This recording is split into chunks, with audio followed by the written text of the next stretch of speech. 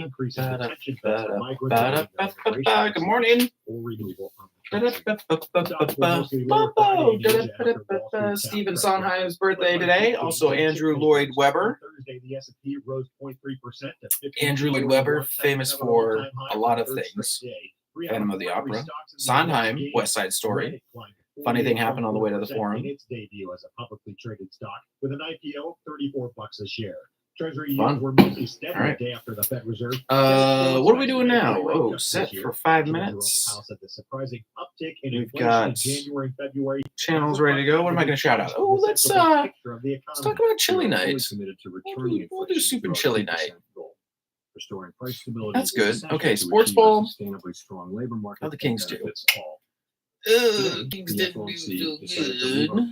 Okay. Unchanged, and to continue to reduce our securities holdings. All right. And MLB, and then we need to find some local sports ball as well. And inflation. Coming up, our next segment. Progress on inflation has continued. 611. The risks to achieving our coming up quick. Inflation goals. Gotta find some sports ball music. As labor market tightness has eased and progress on inflation has continued, the risks to achieving our employment and inflation goals are coming into better balance. We believe that our policy rate is likely at its peak for this tightening cycle, and that if the economy evolves broadly as expected, it will likely be appropriate to begin dialing back policy restraint at some point this year. The economic outlook is uncertain, however, and we remain highly attentive to inflation risks. We've got 9 months of 2.5% inflation now. We've had 2 months of kind of bumpy inflation. We were saying that it's going to be a bumpy ride. We consistently said that. Now here are some bumps, and the question is, are they more than bumps? And we can't know that. That's why we are approaching this question carefully. Overall, the forecast suggests that the Fed still expects an unusual combination, a healthy job market and economy in tandem with inflation that continues to cool just more gradually than they predicted 3 months ago. Today, all eyes are on a vote scheduled by shareholders of Digital World Acquisition Corporation, a publicly traded shell company that's looking to merge with former President Donald Trump's media business. The deal's approval would open the door for Trump Media and Technology Group, whose flagship product is the social network site Truth Social, to soon begin trading on the NASDAQ in Digital World's place. If the merger's greenlit, which is likely, Trump stands to receive a sizable payout. More on the way. You're listening to America's First News. America's First News, coast to coast with Matt Ray. If Americans want to remain a free and sovereign nation, more people need to understand the principles and values that built America. At the John Birch Society, we have the organization, the plan, and the resources to do just that. Our founder, Robert Welch, said, education is our total strategy and truth our only weapon. Go to gbs.org. All right, let's talk about racing. That'll be our sports ball thing. gbs.org. Increase fuel economy Extreme. up to 7.9% with Hot Shot Secret Gasoline Extreme, the solution to maximize your engine's performance and fuel economy. Whether you're driving a sports car or a daily commuter, Gasoline Tickets are Extreme $20 for adults and formulated 13 and up. with DHA to Ages deep 13 up, juniors Don't age settle 6 for to average 12, driving $15. experience. Kids Upgrade 500 to are Hot free. Shot Secret Go Gasoline online Extreme at and go further on each day. allamericансpeedway.com. Order now on Amazon or hotshotsecret.com. On race day. Hot Shot Secrets, powered by science. And good Friday morning to you. It is Friday, March 22nd. It is 14 minutes past the top of the hour, 6:14 a.m. here at FM 104.5, AM 950 KAHI. You know what it is. It is the voice of the foothills. And hey, good morning to you, Grass Valley. Currently, it is 44 degrees where you're at right now, looking for a high today of 59 degrees. All right, let's turn it over now, as we do, to the Fox Business Report. Life's Giovanni, and this is the Fox Business Report. It's going to be a interesting one. Today, after closing at records again yesterday, HSBC is raising its rating on U.S. equities, suggesting stocks will go even higher. Its strategists say compared with bull markets of the last few decades, it's been a pretty subpar recovery. They say it doesn't matter if the Federal Reserve cuts interest rates 2 or 3 times, so long as the Fed does cut. Nike shares are slumping, and its disappointing quarter is dragging down shares of competitors. Adidas and Forgot to charge my iPad, Nike says it was which facing flat means sales and higher got costs in recent months. My spare battery thing is going to drain quick. FedEx is reporting business was We'll see if it lasts. Fingers crossed. Turns out the iPad can't make it until Friday. Oh, well.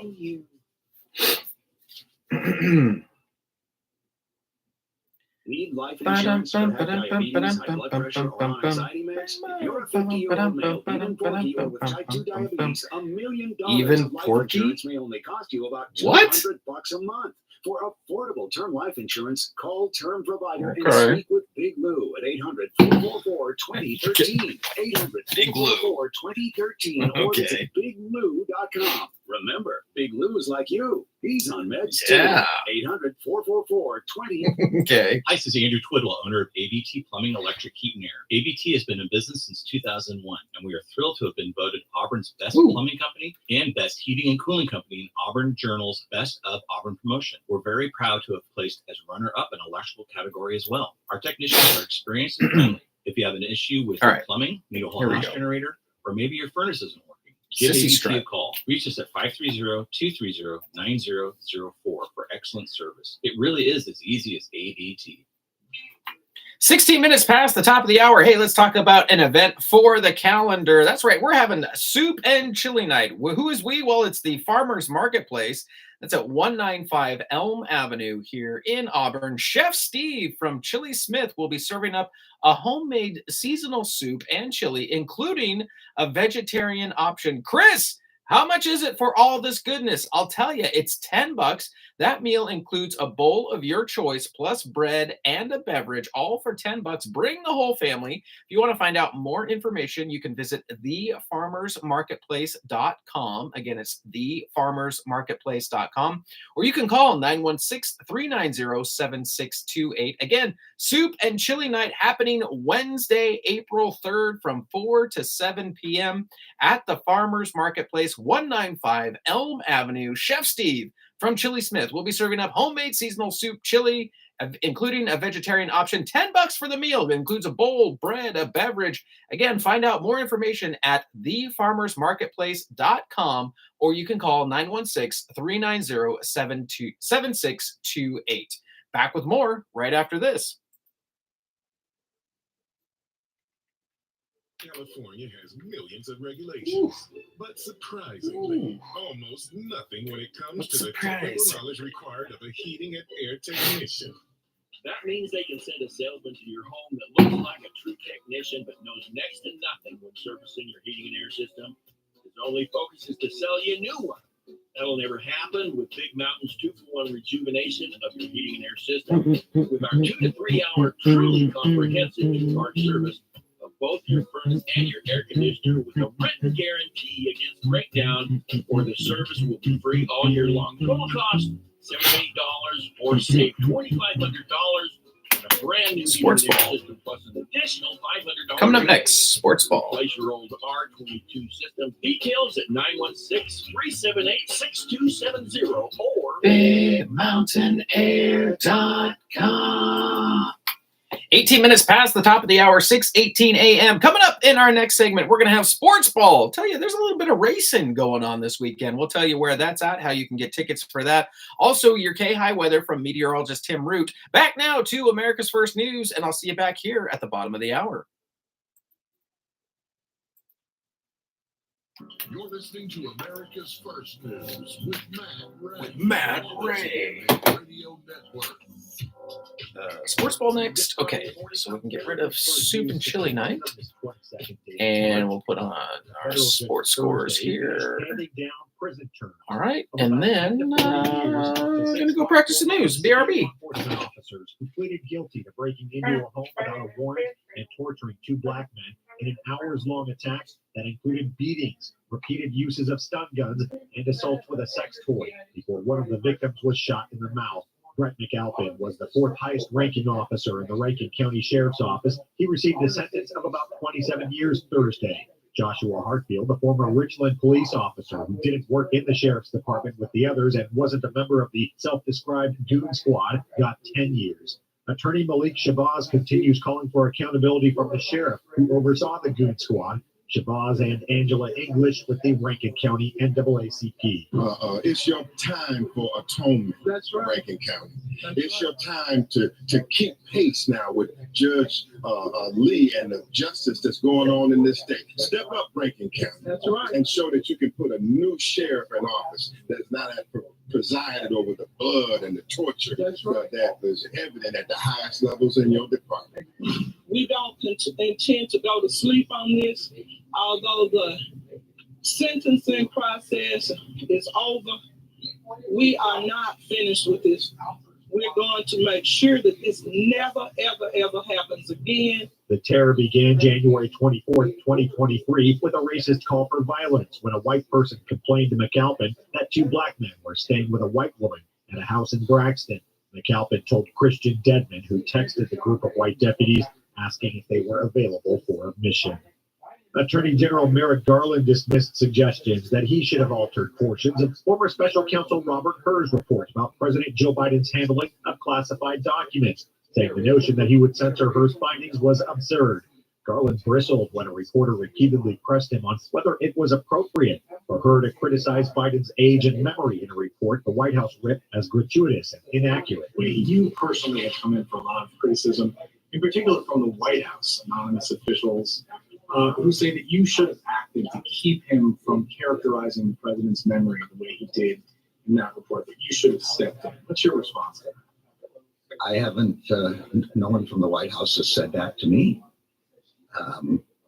When the president announced my nomination, he said to me directly and then to the American public that he intended to restore the independence and the integrity of the Justice Department, and that he wanted me to serve as the lawyer for the American people, not the lawyer for the president.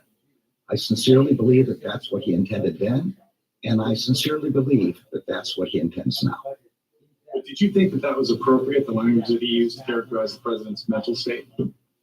Look, I said from the very beginning that I would make public the report of all the special counsels appointed during the period of my service.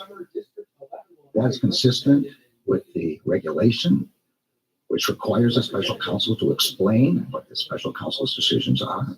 It's consistent with the precedents, the full disclosure of all special counsel reports in the entire 25 years in which the regulation has been in effect. It's consistent with the common practice during the previous period of the independent counsel statute.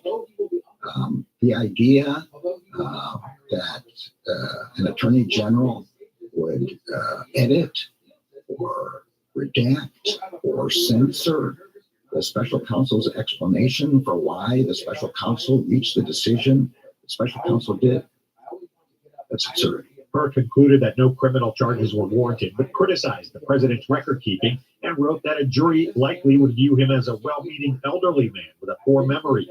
Biden pushed back, saying his memory was fine, and faulted Hur for including what he called extraneous commentary that had no place in the report. As the 2024 election looms, some members of the House of Representatives are continuing their criticisms of the presumptive presidential nominees from the other party. Party leaders resumed attacks this week as Joe Biden and Donald Trump moved closer to November rematch with victories that were never in doubt in several states. On January 6th, Donald Trump urged a violent mob to attack the United States Capitol and the people inside it. It's not subject to interpretation. This is a fact. There's no doubt that he would do it again, and why I've said from this podium that he represents a clear and present danger to democracy. His comments over the weekend suggesting that if he were to lose the election, there would be a bloodbath in this country should be taken both literally and seriously. He doesn't belong anywhere near the Oval Office, and don't just take our word for it. The former vice president, his former chief of staff, his former defense secretary, and his former secretary of state all agree. Since his first day in office, Joe Biden has destroyed American energy independence. He canceled the Keystone Pipeline, killing thousands of jobs, and launched an unprecedented war on American energy. Joe Biden has forced America to rely on foreign adversaries like Russia and Iran, and left American families to foot the bill for skyrocketing energy costs due to this unwanted far-left agenda. From the gas station to the grocery store, American families are hurting. Gas prices are once again again on the rise. And in my district in upstate New York, which relies heavily on home heating oil, sky-high utility and heating costs are crushing families, increasing by over 80% in the last 3 years. Trump and Biden have for weeks been focused on the general election, aiming their campaigns lately on states that could be competitive in November rather than merely holding primaries. Trump and Republicans have hammered Biden on the influx of migrants crossing the U.S.-Mexico border in recent years, seeking to capitalize on the issue well beyond border states. Biden has ratcheted up a counteroffensive in recent weeks after Senate Republicans killed a migration compromise they negotiated with the White House, withholding their support only after Trump said he opposed the deal. With inflatable tanks, radio trickery, costume uniforms, and acting, the American military units that became known as the Ghost Army outwitted the enemy during World War II. Their mission was kept secret for decades, but on Thursday, the group stepped out of the shadows as they were awarded the Congressional Gold Medal at a ceremony in Washington. 3 of the 7 known surviving members attended the ceremony. 100-year-old Bernard Bluestein of Illinois, 99-year-old John Christman of New Jersey, and 100-year-old Seymour Nussenbaum of New Jersey. The Global Army included about 1,100 soldiers in the 23rd Headquarters Special Troops, which carried out about 20 battlefield deceptions, and around 200 soldiers in the Signal Company Special, which carried out 2 deceptions in Italy. Ghost Army Legacy Project President Rick Beyer. No soldier who served in this unit considered himself a hero. I have talked to many veterans of the Ghost Army, and each told me that the real heroes were the infantrymen and the tankers who bore the brunt of the fighting. But it has always struck me that the Ghost Army's deception mission demanded a special kind of courage. To project strength when you have none, to purposely draw enemy fire to keep it from falling on others, a dangerous business, not for the faint of heart. So they put themselves in harm's way, wielding imagination, bravado, and creativity in order that other soldiers might be able to fight and live. 4 men died carrying out these missions, but most of them came home and then kept quiet about it for decades. And don't you think that's remarkable? The legislation to honor the military units with Congressional Gold Medal, Congress's highest honor, was signed into law by President Joe Biden in 2022. That came after almost a decade of work by family members of the soldiers and Beyer, the filmmaker and author who helped bring their story to light after their mission was declassified in 1996. Reach out to me anytime across the board on social media at Matt Ray Talk. Breaking news first.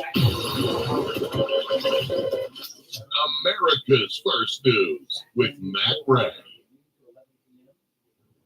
Are you intrigued by paranormal talk radio? You love the new Paranormal Radio app from TalkStream Live. You'll find a great selection of talk shows covering UFOs, ghosts, strange phenomena, and much more. Download the Paranormal Radio app now and start listening to the very best in paranormal talk entertainment. The Paranormal Radio app, free in Google Play and the iOS App Store.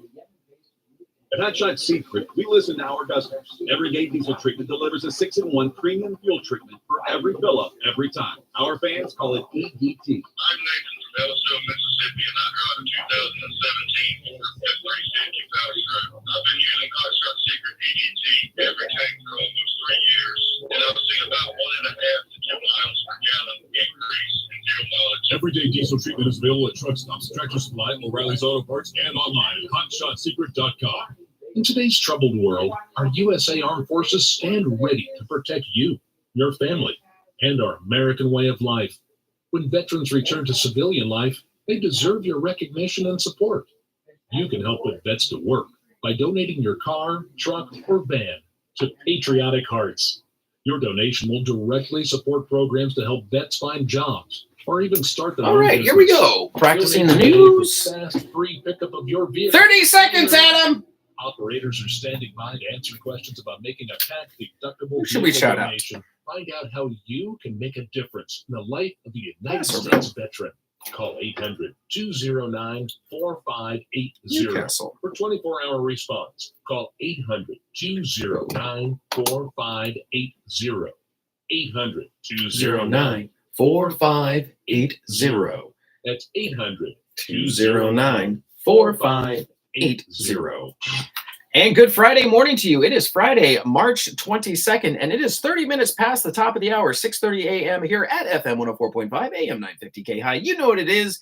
It is the voice of the foothills. And hey, good morning to you, Newcastle. Currently 50 degrees where you're at right now. Looking for a high today of 65 degrees. Hey, there's the sports ball music. Let's get right into it. We're going to start on the hardwood. NBA Kings versus the Wizards. Don't light the beam. Kings lose that one. Wizards on top there, 109 to 102. When can you hear the Kings here again on KAHI? Well, I'll tell you, you can hear them again here on Saturday. So tomorrow versus the Orlando Magic. That's going to be at 4 p.m. in the afternoon. So catch the Kings here on KAHI again tomorrow on Saturday versus Orlando at 4 p.m. Bulls versus the Rockets. Rockets blast off and win that one 127 to 117. Pelicans versus the Magic. Magic bring the Magic and win that one 121 to 106. Bucks versus the Nets. Bucks win that one 115 to 108. Jazz versus the Mavericks. Mavericks on top there 113 to 97. Hawks versus the Suns. Suns outshine the Hawks. Win that one 128 to 115. Heading over to the MLB. I know it's still spring training preseason. I don't care. Giants versus the Brewers. Giants win that one 7-6. Reds versus the Mariners. Mariners on top there 7-6. Orioles versus the Red Sox. Let's see. Red Sox win that one 3-2. Kansas City versus the Guardians. Guardians on top there 8-5. And let's turn locally here. What's going on this weekend? Well, I'll tell you what's going on this weekend. Wild West Shootout tops 70th season opener. This is from the Auburn Journal. The All-American Speedway in Roseville waves the green flag on its 70th season opener this Saturday, March 23rd, with 6 divisions of racing plus a fireworks show. Grandstands will open at 4 p.m. with the opening ceremony at 5. Tickets are $20 for adult ages 13 and up. Juniors ages 6 to 12 are 15, and kids 5 and under are free. Tickets are available online at allamericanspeedway.com or at the gate on race day. Racing season happening, Wild West Shootout, 70th season starting at the All-American Speedway this weekend in Roseville. All right, we'll be back with more right after this. Auburn's department store is McCullough in the Auburn Town. McCullough carries all the name brand products you're looking for. Right now, you'll find deals on Hydro Flask, just right for spring and summer. Women's and men's t-shirts by Life is Good, Old Guys Rule, and Laid Back. And men's Hawaiian-made Aloha shirts, just right for the warmer weather. Everything you need is all in one store, right here in Auburn. McCullough's department store in the Auburn Town Center, right off the Elm. Good Friday morning. I'm forecasting partly to mostly cloudy skies today and tonight with occasional rain showers, maybe a rumble of thunder. 60 to 65 during the day, 40 to 45 at night. More rain showers, maybe a thunderstorm Saturday in the low 50s. Everything clears out for Sunday, partly sunny skies in the mid-50s or so. It'll stay in the mid-50s Monday, should be partly sunny. This is meteorologist Tim Riff from FM 104.5 and AM 950 KAHI. Hey there, KAHI listeners. Producer Adam here to remind you to listen to Chris in the morning along with Matt Ray and America's First News. Get all the local news, weather, traffic, and local events you can handle, plus a healthy dose of daily dad jokes. Chris in the morning with Matt Ray, 6 to 9 a.m. here on FM 104.5 and AM 950 KAHI, the voice of the foothills. I never miss it, and neither should you. 33 minutes past the top of the hour. That's right, Adam. Don't miss it. Stay awake, my friend. All right, we're heading back now to America's First News. And when we come back, we'll have your KAHI News, your California Ag Report, all that good stuff. See you back here in just a little bit. Good Friday morning. America's First News continues 34 minutes. Whoa. Police on Thursday. Sakes, I feel attacked by my headphones. An Idaho prison All right. inmate and the accomplice Off who to helped escape record on corrections officer the at a Boise news. hospital. And investigators are looking into whether they killed him And, on the run.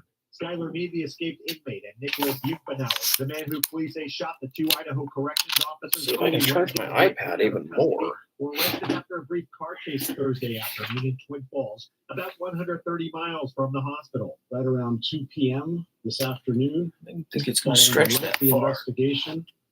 The 2 suspects who we have been seeking were Ooh, located we also have in a Twin Falls, in the Twin Falls area. There was Also short vehicle have pursuit a on announcement both we need to do at suspects the were top of this taken next into hour. custody. Let's do the blue jean. There were no Blue jean shots bonanza. fired Let's do or that. extensive use of force in this operation, All right. for which we are thankful. Skylar Mead and Nicholas Humpenauer are in custody. Through the course of this investigation, detectives located the Honda Accord that was used in the escape near Lincoln, Back Idaho. after this. Additionally, law enforcement we are investigating 2 homicides at separate locations in Nez Perce and Clearwater counties. These are potentially tied to this incident.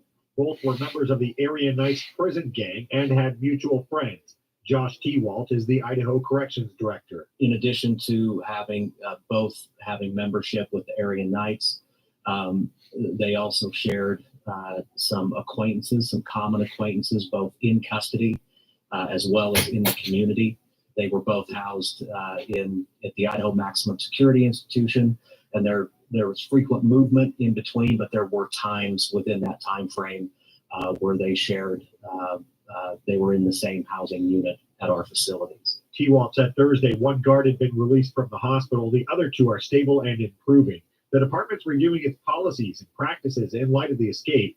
The attack on the Idaho Department of Correction officers came just after 2 a.m. Wednesday in the ambulance bay of St. Alphonsus Regional Medical Center.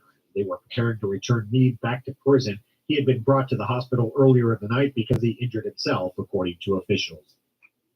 A federal appeals court Thursday ordered the judge who oversaw Boston Marathon bomber Yohar Tsarnaev's trial to investigate the defense's claims of juror bias and determine whether his death sentence should stand. A 3-judge panel of the Boston-based First U.S. Circuit Court of Appeals didn't throw out Tsarnaev's death sentence. Defense attorneys had pushed for that while claiming bias by 2 people who sat on the jury that convicted him for his role in the bombing that killed 3 people and injured hundreds near the marathon's finish line in 2013. But the appeals court found that the trial judge didn't adequately investigate Tsarnaev's allegations and sent the case back to the judge for a new investigation.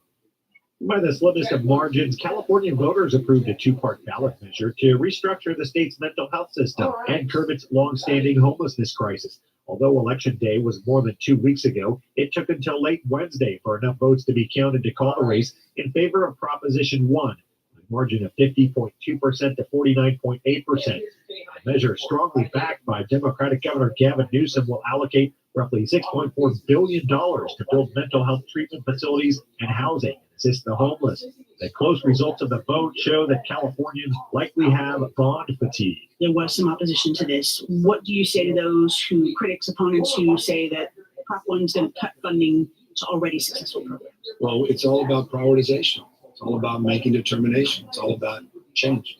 If you support the status quo, then that argument holds a lot of weight. I don't. I don't know many people that do. I don't know anybody that voted against this to support the status quo. I just haven't met them. And so this is a different approach. This is a new strategy change. It's a component part of a dozen initiatives that we advance. I didn't even mention all the other work we've done on making eligible all our mobile outreach, $1.4 billion, the workforce investments that are unprecedented in state's history, 0 to 26. I'll remind you, $4.6 billion, almost $4.7 billion of additional new resources to focus on wellness centers and coaches and support for our youth, all part and parcel of this larger mosaic of support. And so, as it relates to those that support the status quo, I say with respect, it's time for change. Do you think your relatively low approval ratings right now, do you think that played into the muted support for the ballot measure? I'm just proud of the broad support we had across the spectrum. The division was largely geographic. Populous counties along the state's Pacific coastline generally supported the measure, while inland counties where problems of homelessness are less visible generally opposed it. The measure authorizes the state to borrow $6.38 million in bonds against county mental health budgets, redirecting most of the fund toward new housing. Turning to sports this morning in March Madness bracket busters, BYU lost to Duquesne, Michigan State beat Mississippi State, and Oakland's Jack Golke pushed his team to victory over Kentucky. He made 10 3-pointers, one shy of the tournament record, and number 14, Oakland, pulled off the biggest upset of March Madness so far. with an 80-76 victory over number 3 Kentucky in the South. The Pac-12, meanwhile, will not go quietly. The conference opened its last NCAA tournament before breaking apart by starting 4-0, capped by Washington State's 66-61 victory over Drake. On the professional hardwood, Chicago's DeMar DeRozan and Houston's Dylan Brooks were both ejected after being involved in an on-court scrum Thursday between the Bulls and the Rockets, which Houston won the game 127-111. With 6:02 remaining in the third quarter, the Rockets leading 84-75. Jalen Green was bringing the ball up the court when DeRozan came off a screen and hip-checked him, which sent him to the ground. Brooks took exception and immediately approached DeRozan, who had his back turned. DeRozan then turned and looked like he elbowed Brooks in the chin, which caused the two to lock arms. Teammates tried to break it up. Rockets coach Ime Udoka did not have a problem with Brooks. Not a bad thing to have these type of chippy games where, we got a big lead that came back, and physicality, we had to increase it to match theirs, and went back and forth a little bit. That's what Chicago is. They're going to keep playing. They've been down a number of times and fought their way back in, and then I don't mind that part of it all. It's good that guys are battling, getting competitive while playing for something, and they're not backing down. So that guy takes a hit, teammates are going to stand up for each other, and you've seen about 3 or 4 of those now, and it's a good thing in my opinion. Brooks left the game at the time with a team leading 23 points on 10 of 13 shooting for Houston, while DeRozan exited with 16 points on just 4 of 15 shooting in 23 minutes. On the ice, Seth Jarvis scored 128 into overtime, keeping Carolina goalie Frederick Anderson unbeaten since returning to action in the Hurricanes' 3-2 victory over Philadelphia. This coverage. Little cross and drop. Anytime you can cross and get everyone mixed up. Now it's Burns and Jarvis on a 2-on-1. The two friends coming in. Burns has it to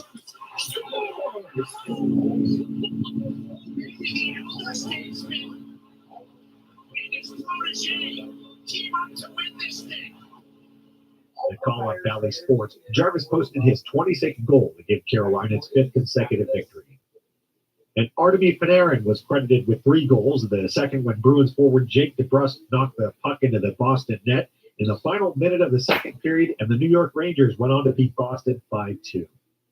Haji Wright was at an airport in England last weekend, about to leave for Dubai during the international break when his phone rang. It was U.S. coach Greg Berhalter asking him to replace injured Josh Sargent on the American roster. On Thursday, the United States escaped defeat with an own goal in the 6th minute of second-half stoppage time. Wright scored twice in extra time, and the Americans rallied past Jamaica 3-1 Thursday night to reach the CONCACAF Nations League final against Mexico. Berhalter. When I called him and told him he wasn't in the team, the message was, listen, you're doing everything right. You can't do anything more, so just be patient. This camp, we opted for this. But when we called him to come in, and I'll share this with you, he was on a plane or getting on a plane to go to Dubai. He had a family vacation plan for the international break. And so I called him, and he was like, "Oh, I'm at the airport, and my whole family's here. My agent's already there, and my girlfriend's she playing the whole thing." And really, this really happened. And so, what do you do, right? And I said, I can imagine. I go, Haji, I'm going to give you 10 minutes. I didn't give him a time limit, but I said, let's hang up and just think about it, process it, right? I know it's a lot of information right now for you to handle. I know you got your parents, the bags are packed, and you're at the airport, but just think about it for 10 minutes and give me a call back. And he called me back and he said, I'm in. And when I heard that, it really shows what type of guy he is, what type of character he is. Wright hadn't played for the U.S. and scoring in the 3-1 loss to the Netherlands that eliminated the Americans from the 2022 World Cup. Breaking news first. America's First News with Matt Ray. It's true. Difficult times have a way of focusing us. We have to think about what matters most when it comes to our spending, our healthcare. This is why so many people are joining MediShare right now. MediShare is a trusted way to save up to 50% on your monthly healthcare costs. More than 400,000 people have already made the switch. It's pretty obvious why, too, especially now during this challenging season with healthcare costs and out-of-pocket expenses going up. MediShare can save you a lot. All right, here we go. $200 a month. MediShare works, too. It's been around for 30 years. 20 seconds, Adam. Let's find some weather to shout out. I'll give you the number here in a a second. And if you call, you can get a price within 2 minutes. Shingle Springs. Perfect time to make a switch. There you go. Call 855-SHARE-40. That's 855-SHARE-40. 855. 2 seconds. 40.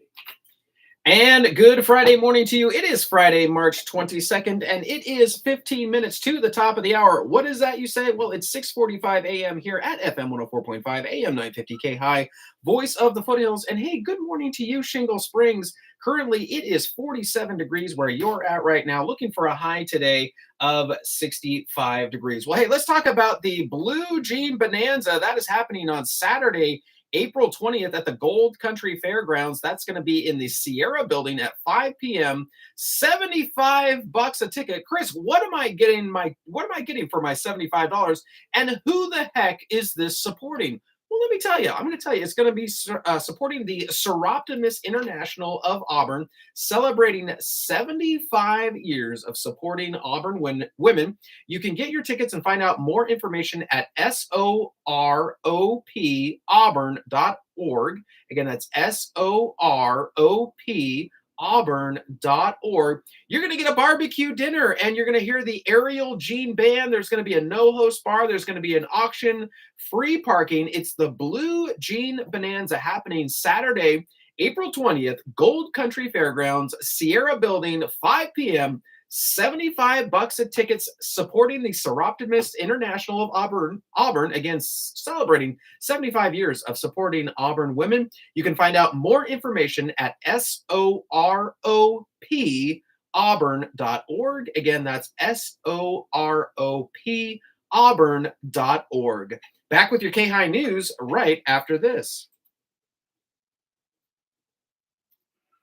Amish furniture craftsman starts with the finest hardware, shaping and molding the raw materials into a one-of-a-kind work of art. Amish furniture will last a lifetime, right, Nova? Yes. Naturewood Home Furnishings. Oh, that's offers silly, the largest Nova. selection of surprisingly affordable Amish furniture. With Amish, your choices are endless. All Amish furniture is on sale. Naturewood, the building with the water wheel. Tell them Brooklyn, Nova, and Orion sent you. 13 minutes to the top of the hour. Here is your KAHI News for this Friday, March 22nd. Auburn faces structural budget deficit next year. This is from the Auburn Journal. Auburn is facing a structural deficit in the years ahead as its costs outweigh its current revenues, a financial contractor for the city revealed last week. Former finance director and city contractor Andy Heath presented a mid-year financial status report to the city council March 11th and highlighted the city would begin having a $700,000 to $800,000 deficit starting next year through the next several years. He said his forecast is based on a, quote, base budget, unquote, concept, which assumes all positions currently authorized are filled for the entirety of the year, including a few vacant positions or future vacant positions. Heath pointed to CalPERS cost increases due to its investment returns. Heath's presentation gave an overview of the city's general fund and several of the city's enterprise funds. City manager Sean Rabe, who spoke after Heath's presentation, said the city's new finance director hire, who started a week before the March 11th meeting, is still getting up to speed on the city's budget. Mayor Rachel Riddell Harris and Councilwoman Sandy Amara said they want to make sure the city isn't just looking at cutting budgets, but also looking at ways to increase revenue. Councilwoman Alice Dowden Cavillo said that she noticed that many departments went over budget in a lot of areas. Rabe said he knows how important it is to have the right people in the right positions. The city council is required to adopt a new budget before its last meeting in June. In May, they are scheduled to host budget workshops where they can look at different parts of the budget in depth as staff works to craft a balanced budget. Local umpires selected for Little League World Series. This is from the Auburn Journal. No matter what happens this summer, District 11 will have a representative in Williamsport at the 2024 Little League World Series. Jason Field of Rockland was one of 16 umpires selected from across the country to work the tournament, which will take place from August 14th through the 25th. Field is one of 2 umpires from the West region. Although he will be umpiring on one of the sport's biggest stages, Field said that he isn't nervous about it. Quote, I'm a firm believer that if you're nervous, you aren't prepared, unquote, Field said. Quote, I still get butterflies and still have excitement for it. I always want to get up higher and be among the best of the best. I just can't wait for it to get here. I've been to the event, but this is the first time I've been actually involved in it, unquote. Fields started his umpiring journey at Tri-City Little League in Rockland in 2004 when his son was involved as a player. In 2010, Fields saw Jerry Westfall of Grass Valley umpire a Little League World Series game and decided he wanted to make it his goal to get to Williamsport himself one day. Quote, I made some phone calls and I was told that you have to go to an academy or a school to even be eligible to be selected. So I went off to Williamsport, Pennsylvania for a week of umpire school there, unquote, Fields said. Even though he will be umpiring for the games on ESPN, Fields said it is all still volunteer work and all umpires are there doing it for the love of the game. Back with more news right after this. It's a The new show heck full of was new that? The great possibilities in life, your life. I'm Mary Whoa. Jane Cox, and I've been wanting to do this show for a very long time. It'll be filled with new and exciting information that can change your life. Trust That me was when I say loud. search for the best and brightest. I'll keep you posted on day and time, and we will get together for a better life. Because KAHI cares. Here's another KAHI community bulletin. Sierra Wildlife Rescue invites you to their local bird identification. Saturday, March 24th, bird from 10 identification. to 12 p.m. Come learn how to use identifiers such as beak, bill, plumage, size, behavior, and nest type to differentiate some of their species. They'll even dip your toes into vocalizations, egg identification, and the various field guides available. For questions, call 530-621-2650.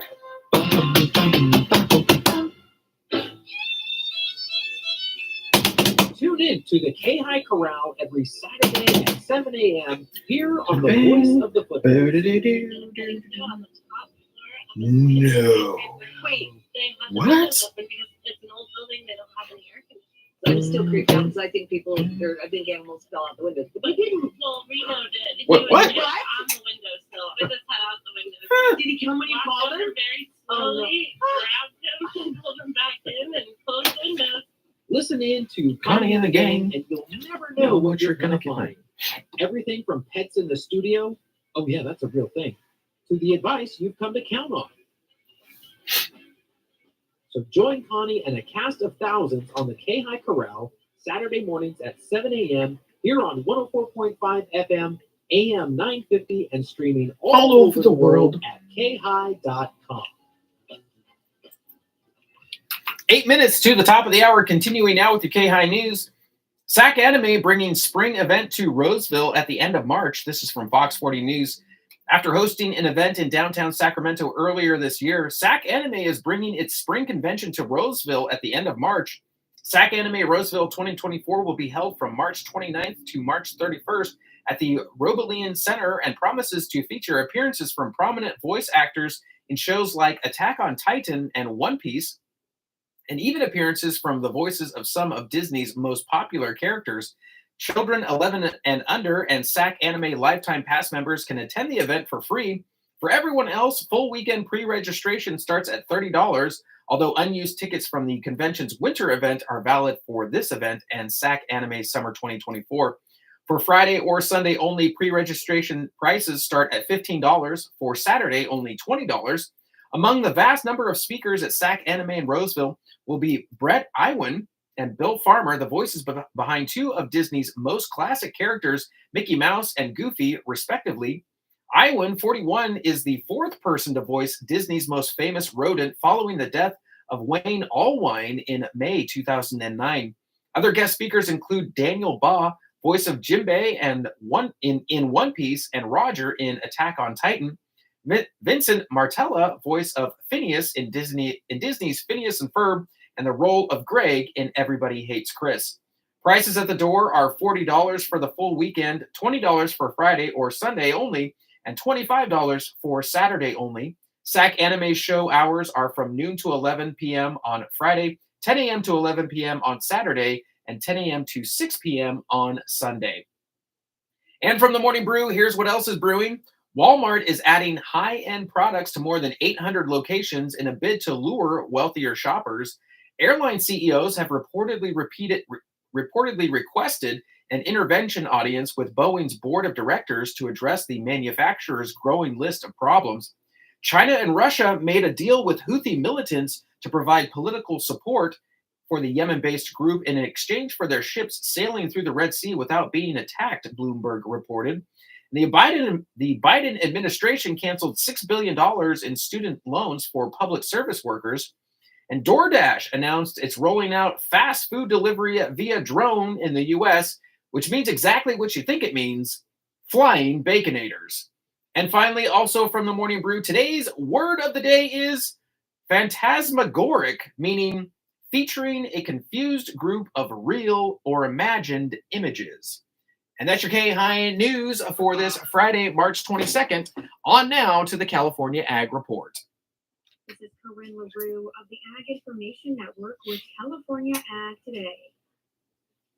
Misinformation surrounding beef nutrition has clouded consumer choices for years. Executive Director of Nutrition Research at the National Cattlemen's Beef Association, Dr. Shailene McNeil, joins us to talk about beef checkoff research that was conducted through Baylor College of Medicine. Consumers worry that a high meat diet will increase inflammation. However, McNeil says that the study proves there's no association between consumption of red meat and increased inflammation. Another research topic McNeil highlights is the potential benefits of eating beef for individuals who are aging. If older people, 65 to 85, eat a meat meal, a meal with meat, or a vegan meal, what happens to their muscle protein? Even if they have the same amount of protein. So 2 diets with lots of protein in them, 1 vegan protein and 1 meat protein. And what we see is that muscle reacts differently to that meat protein. She says that there is a 47% increase in muscle synthesis for individuals who consume beef. This is crucial. We need to because muscle synthesis figure out what we're going to play. For building muscle. At any given time, the playing. checkoff has about 20 human nutrition trials going on where we're studying all the various aspects about beef. Oh. Still not playing.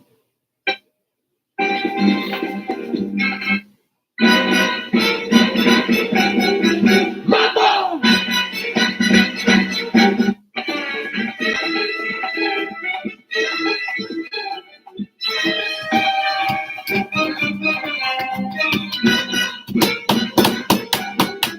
Mambo!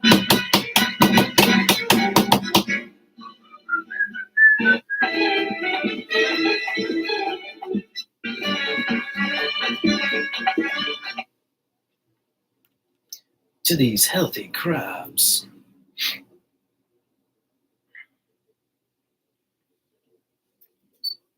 Hello? No, I get what you're doing there. Aphids disappear from leafy vegetable, cold, or brassica crops is easy with versus insecticide. Hello, aphids? Always Anybody read and there? follow label directions. Means they killed them all. For California Ag Today, I'm Corinne LaRue with the Ag Information Network. Be sure to listen to the Garden Goddesses. Do, Saturday morning do, at 8, do, right here on do, the Voice do, of do, America. do, From the Garden Goddesses, thanks for being a loyal listener, and please join us every Saturday morning from 8 to 9 on Inch KAHI, by the voice of the inch, foothills, row by and we will row, teach you all we know about gardening. make I learned this so much myself. I garden only grow. been here a few months. You can learn so much on this show. It is the ultimate gardening show. Absolutely. On So join fertile us ground, every Saturday morning from 8 to 9. inch by Right here inch, on the Voice row of by America. row. For over 30 years now, Echo Valley Ranch has been serving the community with quality farm and ranch products. Farmers Brand and Purina feed, quality hay, alfalfa, and straw, all with delivery available. Looking for endurance tack? At Echo Valley Ranch, they outfit Tevis Cup riders with bridles, halters, and reins. Need to keep your critters corralled? Echo Valley Ranch has horse shelters, fencing, gates, and panels for every size animal on your spread, and expert advice to help you design the perfect home for your livestock. Do you like eggs? Get your chicks at Echo Valley Ranch and watch those laying hens produce fresh eggs for you and the entire family. At Echo Valley Ranch, they have something for every animal you own, including the cow's favorite, the salt lick. Visit Echo Valley Ranch for the highest quality dog and cat food, all at competitive prices. Echo Valley Ranch, 205 Nevada Street, or call 530-823-1482. That's 823-1482. Echo Valley Ranch, your downtown feed store, and a whole lot more.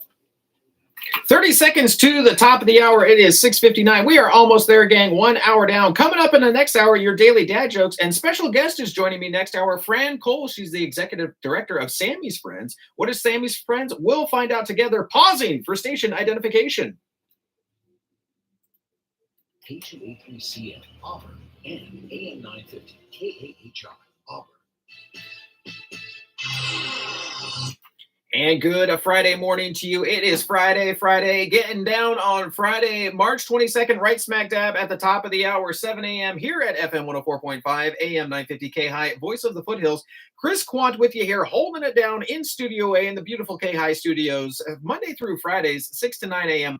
Well, 8:30-ish a.m. because we finish out the last hour with the O'Reilly Report and America's First News. But hey, that is neither here nor there. It is Friday. It is time to be, I don't know. It's almost time for the weekend, but we still got a few hours ahead of us. So let's enjoy the day for what it is. Just soak it all up. Let's just be present.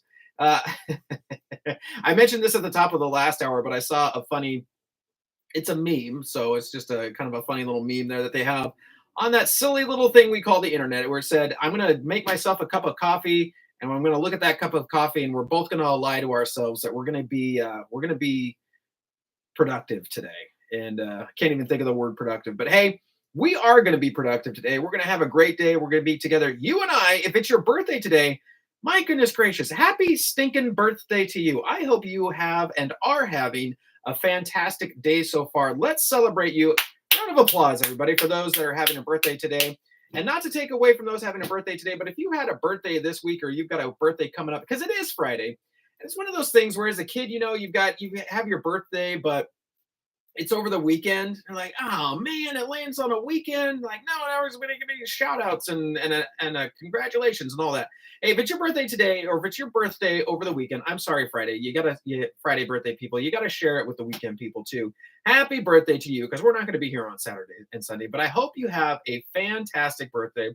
But if you have a birthday today, I found this hard to believe, and I'm going to have to maybe double check this. But as a theater kid, Andrew Lloyd Webber and Stephen Sondheim both have birthdays. Were both born on this day. Can you believe that? I had no idea. So I'm going to give you a name. Stephen Sondheim, Andrew Lloyd Webber. Who do you think was born first, Sondheim or Andrew Lloyd Webber? Any guesses? Yeah, in the back of the row there. Yes, correct. Stephen Sondheim was born on this day in 1930. Andrew Lloyd Webber was born on this day in, any guesses? That's right, 1948. So isn't that crazy that these two huge musical guys are both born on the same day? Yeah, albeit a little bit apart, but both born on the same day. So we're going to play a little game here. Now, for those of you that enjoy music, I've been in a few musicals. I've actually been in this musical that I'm going to play this song from. I'm going to have the audience guess here. I'm going to play one of their songs, and you have to guess who wrote it, and bonus points, what show this is from. So, Adam, cue up the music. Let's see if we can get it playing here. Here we go. Here we go. Well, it's got a nice beat to it. Okay. Here's a hint. Maybe you're dancing in the gym. Mambo! Any guesses?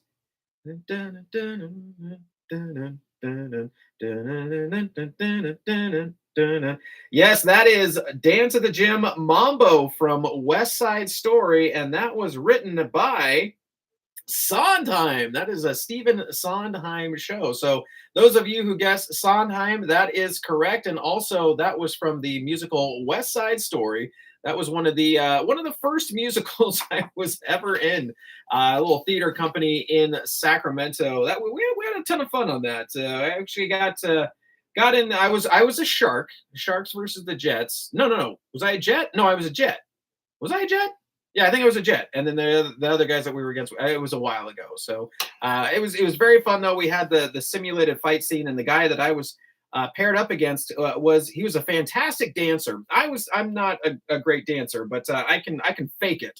And but the fight scenes, he really put his everything into it. So I walked away with several real bruises at the end of those fight scenes. I was like, dude, Hang on, this isn't real, but he was really into it. So, but it was super fun. One of my first musical experiences. A lot of fun there. Doing that dance at the gym. I was not in that. That was for the Sharks, not the Jets. But a super fun thing. And when you're doing a musical, it just you get that you wake up with that music in your head because you're just constantly rehearsing it, always getting the songs, always getting the dance moves down. A ton of fun, but a lot of work that goes into a musical. It made me appreciate all the work that goes on behind the scenes. Hey, we need to find out what's happening behind the scenes here with the weather. For that, we turn to our expert meteorologist, Tim Root. Timmy, how are we looking for our weather today? Friday morning, I'm forecasting partly to mostly cloudy skies today and tonight with occasional rain showers. 001 didn't play the commercials. 40 to 45 at night. 00 rain showers, maybe a thunderstorm Saturday. 30. Everything clears out for Sunday. Partly sunny skies in the mid 50s or so. You'll stay in the mid 50s Monday. Should be partly sunny. This is meteorologist Tim Root from FM 104.5 and AM 950 KAHI. Thank you, Tim. And coming up in our next segment, we're going to have the Fox Business Report. We'll also let you know some local community events, what's happening. Later on this hour, we'll have your daily dad jokes. That's right, make you laugh, sigh, roll your eyes. You can send me yours at live@kahi.com or email me, or call me, 530-885-3565. And later on this hour, too, we'll have Fran Cole. She's the executive director of Sammy's Friends. What's Sammy's Friends? Well, we'll find all that out together. Back now to America's First News, and I'll see you back here in just a little bit.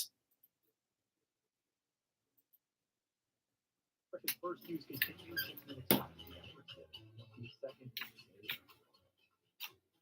and the United Nations Security Council set to vote. All right, next timer for 5 minutes.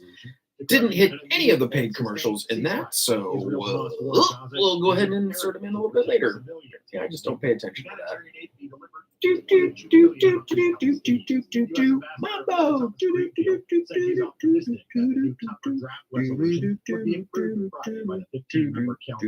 vote will take place 0001. Anthony Blinken, America's top diplomat, is on another urgent mission to the Middle East, discussing a deal for a ceasefire and a hostage release, as well as post-war scenarios. On Thursday, a major Israeli ground assault on the southern Gaza town of Rafah would be a mistake and unnecessary. Negotiators continue to work.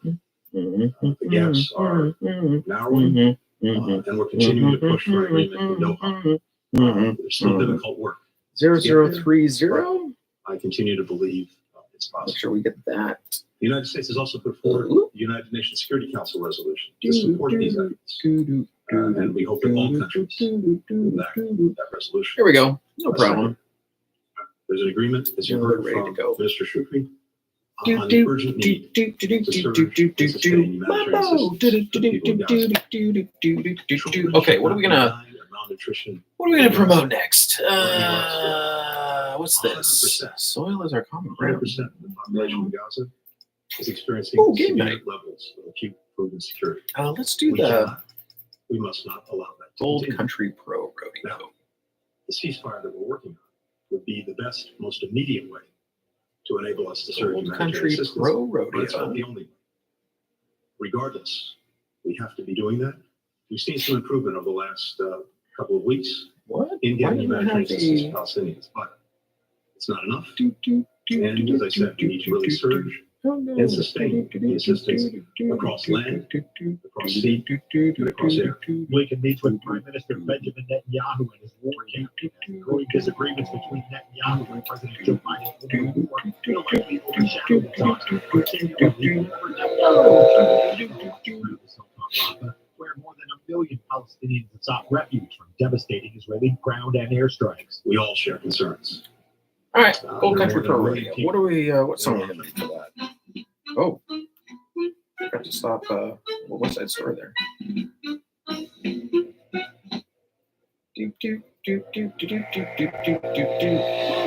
Okay, let's do the Andrew Lloyd Webber. Do one of his songs. Evita, Phantom of the Opera. Wizard of Oz. Mambo. Phantom of the Opera. Ooh, School of Rock. What? He did School of Rock? Andrew Lloyd Webber did School of Rock? Are you kidding me? We're going to do Phantom of the Opera, though. That's probably the more well-known one. Phantom of the Opera inside my mind. P-H-A. Phantom. Da da dee da dum dee. Ra, ra.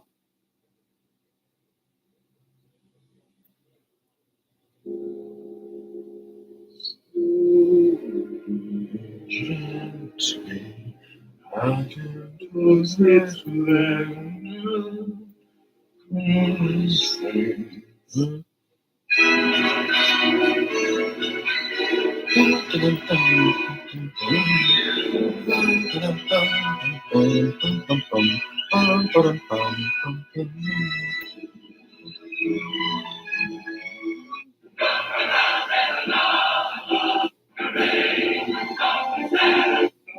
But tonight I'm oppressed in a basement. Here's to us, the toasting for the city.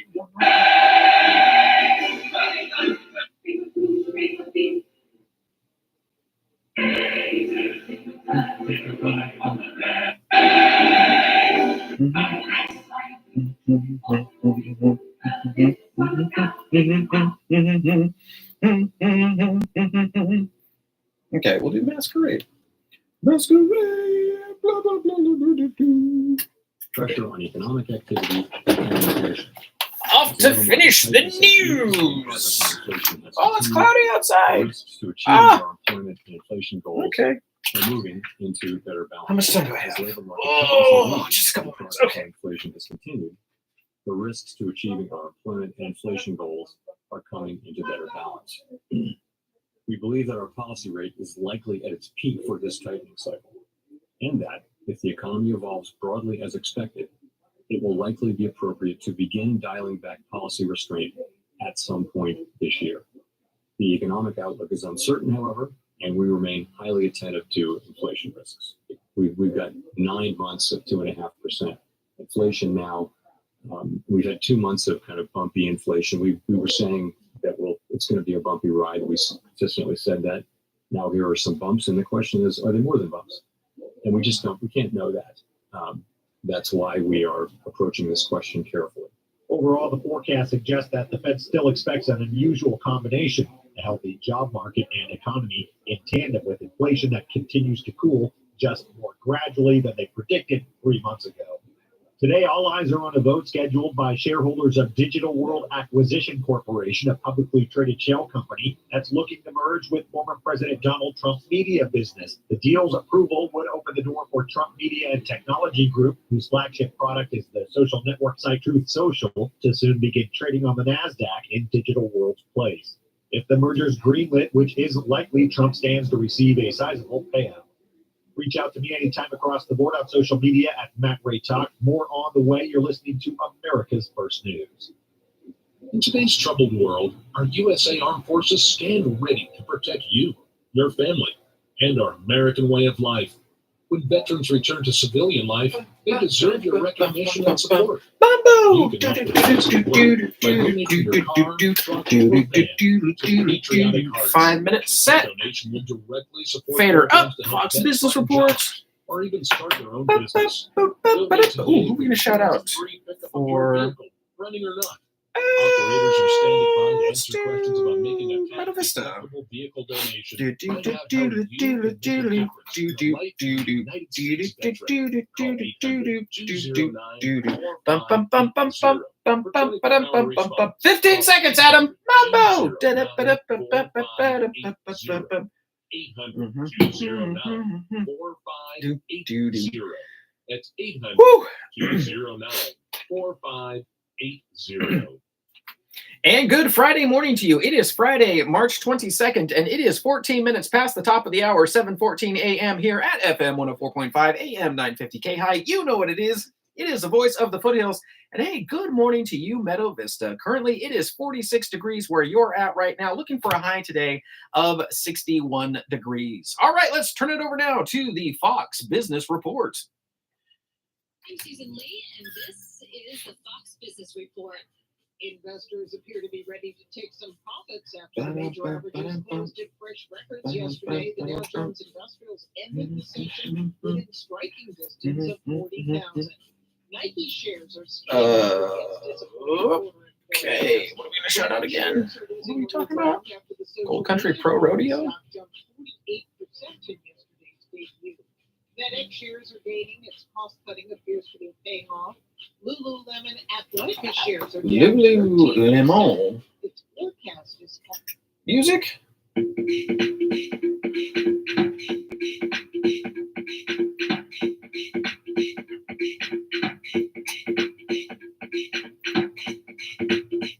That's what we're doing. Invested in you. Slam down the stack of papers like you're important. I'm important. Even Porky. Hilarious. So hilarious.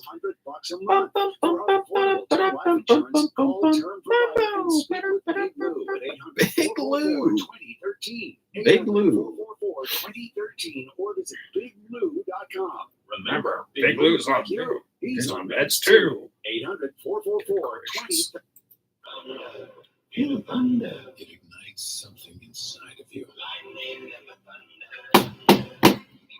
It's a light and elevated state of being.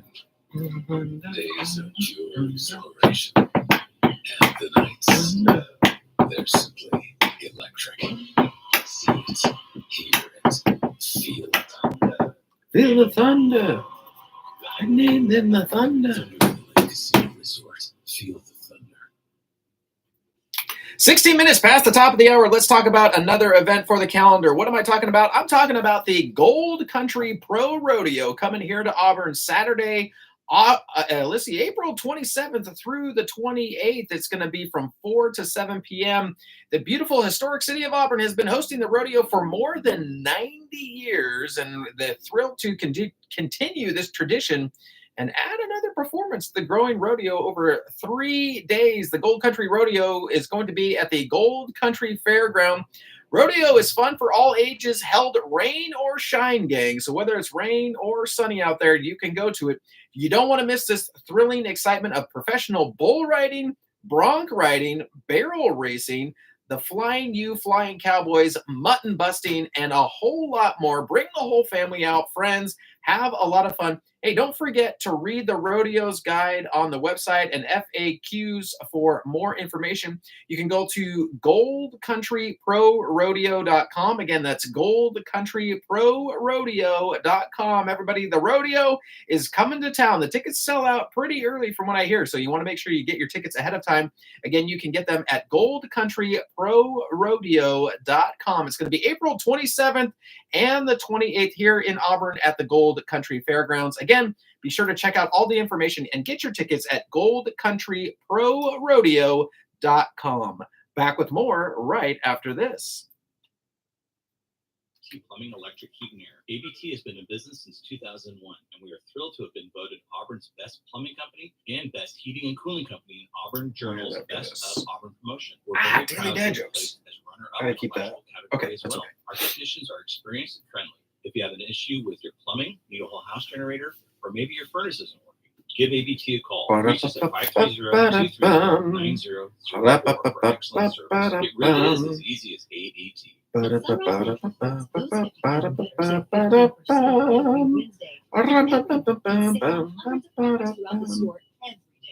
month, all new chapter products are 30% off, like new chapters Every Woman's Once Daily 40+ multivitamin, optimized for women over 40 with essential nutrients to support bone, heart, immunity, beauty, stress, energy, and healthy aging. Visit Sunrise Natural Foods today in Auburn and in Roseville. SunriseNaturalFoods.net.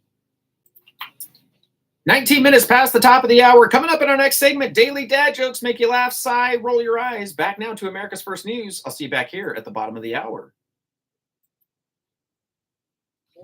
America's first news continues on this 22nd day of March. The federal judge Thursday finished handing down prison terms of about 10 to 40 years to 6 white former Mississippi law enforcement officers who pleaded guilty to breaking into a home without a warrant and torturing 2 black men in an hours-long attack that included beatings, repeated uses of stun guns, and assaults with a sex toy before one of the victims was shot in the mouth. Brett McAlpin was the 4th highest ranking officer in the Rankin County Sheriff's Office. He received a sentence of about 27 years Thursday. Joshua Hartfield, a former Richland police officer who didn't work in the sheriff's department with the others and wasn't a member of the self-described goon squad, got 10 years. Attorney Malik Shabazz continues calling for accountability from the sheriff who oversaw the goon squad. Shabazz and Angela English with the Rankin County NAACP. It's your time for atonement. That's right. Rankin County. It's your time to keep pace now with Judge Lee and the justice that's going on in this state. Step up, Rankin County. That's right. And show that you can put a new sheriff in office that's not presided over the blood and the torture. That's right. But that is evident at the highest levels in your department. We don't intend to go to sleep on this. Although the sentencing process is over, we are not finished with Really? this. We're going to make sure that this never, ever happens again. The terror began January 24th, 2023, with a racist call for violence when a white person complained to McAlpin that 2 black men were staying with a white woman at a house in Braxton. McAlpin told Christian Dedman, who texted the group of white deputies, asking if they were available for a mission. Attorney General Merrick Garland dismissed suggestions that he should have altered portions of former Special Counsel Robert Hur's report about President Joe Biden's handling of classified documents, saying the notion that he would censor Hur's findings was absurd. Garland bristled. Let's do spring. We'll do some spring dad jokes too.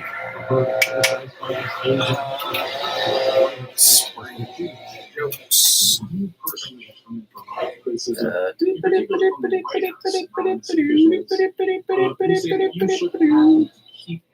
see. When is it impossible to plant flowers? When you haven't bought any. No one from the White House has said What did the seed say to the flower? Okay, bloomer. That's funny. Why couldn't a little flower ride a bike? It didn't have any pedal. Okay, that's cute. I have a brand new spring flowers breeder. Hey, bud. That he intended to restore the I just opened a flower shop. Business is blooming. Justice Department. And that he wanted me to serve as What'd you hear about the flower window today with the knife out? It's a budding romance. not a lawyer. How do you tell spring flowers are friendly? They always have. That's what he intended then, and I May as well. believe that that's what he intends now. A light bulb. That was appropriate, the language that he used to characterize the president's Look, they didn't have any petals. I said from the very beginning that I would make public the report of the special. Of all And you haven't bought any. Appointed during the period of my service. All right. Fair enough. That's consistent with the regulation, which requires a special counsel to explain what the special counsel's decisions are. It's consistent with the precedents. It's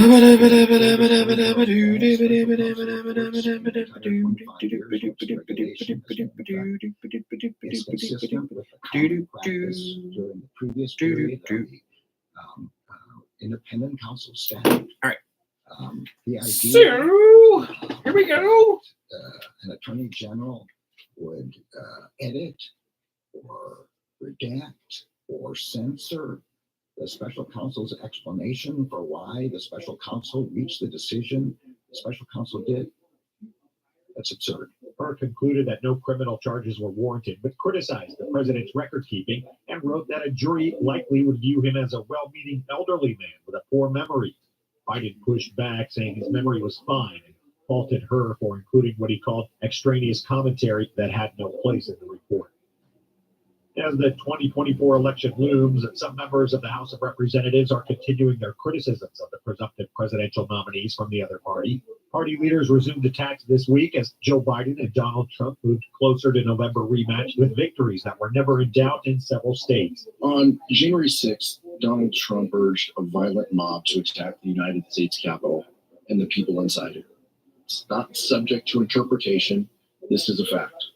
There's no doubt that he would do it again, and why I've said from this podium that he represents a clear and present danger to democracy. His comments over the weekend suggesting that if he were to lose the election, there would be a bloodbath in this country should be taken both literally and seriously. He doesn't belong anywhere near the Oval Office, and don't just take our word for it. The former vice president, his former chief of staff, his former defense secretary, and his former secretary of state all agree. Since his first day in office, Joe Biden has destroyed American energy independence. He canceled the Keystone Pipeline, killing thousands of jobs, and launched an unprecedented war on American energy. Joe Biden has forced America to rely on foreign adversaries like Russia and Iran, and left American families to foot the bill for skyrocketing energy costs due to this unwanted far-left agenda. From the gas station to the grocery store, American families are hurting. Gas prices are once again on the rise, and in my district in upstate New York, which relies heavily on home heating oil, sky-high utility and heating costs are crushing families, increasing by over 80% in the last 3 years. Trump and Biden have for weeks been focused on the general election, aiming their campaigns lately on states that could be competitive in November rather than merely holding primaries. Trump and Republicans have hammered Biden on the influx of migrants crossing the U.S.-Mexico border in recent years, seeking to capitalize on the issue well beyond border states. Biden has ratcheted up a counteroffensive in recent weeks after Senate Republicans killed a migration compromise they negotiated with the White House, withholding their support only after Trump said he opposed the deal. With inflatable tanks, radio trickery, costume uniforms, and acting, the American military units that became known as the Ghost Army outwitted the enemy during World War II. Their mission was kept secret for decades, but on Thursday, the group stepped out of the shadows as they were awarded the Congressional Gold Medal at a ceremony in Washington. 3 of the 7 known surviving members attended the ceremony. 100-year-old Bernard Bluestein of Illinois, 99-year-old John Christman of New Jersey, and 100-year-old Seymour Nussenbaum of New Jersey. The Global Army included about 1,100 soldiers in the 23rd Headquarters Special Troops, which carried out about 20 battlefield deceptions, and around 200 soldiers in the Signal Company Special, which carried out 2 deceptions in Italy. Ghost Army Legacy Project President Rick Beyer. No soldier who served in this unit considered himself a hero. I have talked to many veterans of the Ghost Army, and each told me that the real heroes were the infantrymen and the tankers who bore the brunt of the fighting. But it has always struck me that the Ghost Army's deception mission demanded a special kind of courage. To protect strength when you have none, to purposely draw enemy fire to keep it from falling on others, a dangerous business, not for the faint of heart. So they put themselves in harm's way, wielding imagination, bravado, and creativity in order that other soldiers might be able to fight and live. 4 men died carrying out these missions, but most of them came home and then kept quiet about it for decades. And don't you think that's remarkable? The legislation to honor the military units with Congressional Gold Medal, Congress's highest honor, was signed into law by President Joe Biden in 2022. That came after almost a decade of work by family members of the soldiers and Beyer, the filmmaker and author who helped bring their story to light after their mission was declassified in 1996. Reach out to me anytime across the board on social media at Matt Ray Talk. Breaking news first. America's First News with Matt Ray. So, you love talk radio, then you'll love TalkStreamLive.com. TalkStream Live is always on, 24/7, with the best streaming talk shows. Find your favorite talkers and discover some new ones. It's free, readily available online or on mobile with any smartphone or tablet. Finding your favorite talk shows all in one place has gotten a whole lot easier. Just go to TalkStreamLive.com. Be sure to download the free apps from Google Play or the iTunes App Store. You know, it's true. Difficult times have a way of focusing. Hi, Brand. Good morning. How are you? Hi, good. How are you? Nice to meet Nice you. to meet you. Come on in. All right. You can hang out here if you want to a little bit. I don't turn all the fluorescent So do you lights have on a in the morning. restroom? Yeah, absolutely. Yeah. So Fully right- caffeinated. More than 400,000 people died after the switch. It's pretty obvious why. Isn't that fun? Especially Yeah. now during this challenging season, with healthcare costs and out-of-pocket expenses going up, Medicare can save you a lot of money. The typical family saves $500 a month.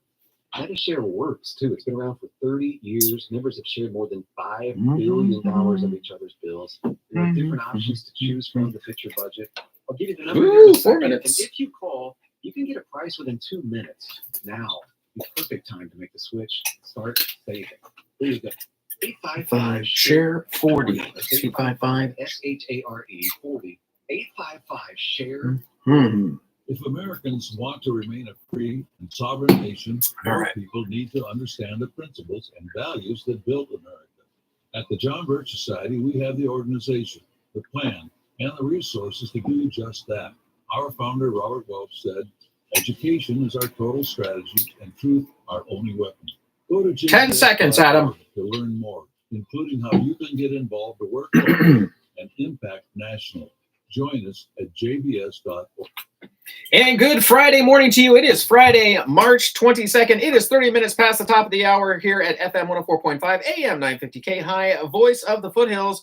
And hey, good morning to you, Lake of the Pines. Currently, it is 47 degrees where you're at right now, looking for a high today of 62 degrees. Oh, there we go. There's your daily dad jokes. That's right. It is time for you to laugh, sigh, probably roll your eyes because they're just so bad. But we're going to get right into it. We're going to start from the email inbox here.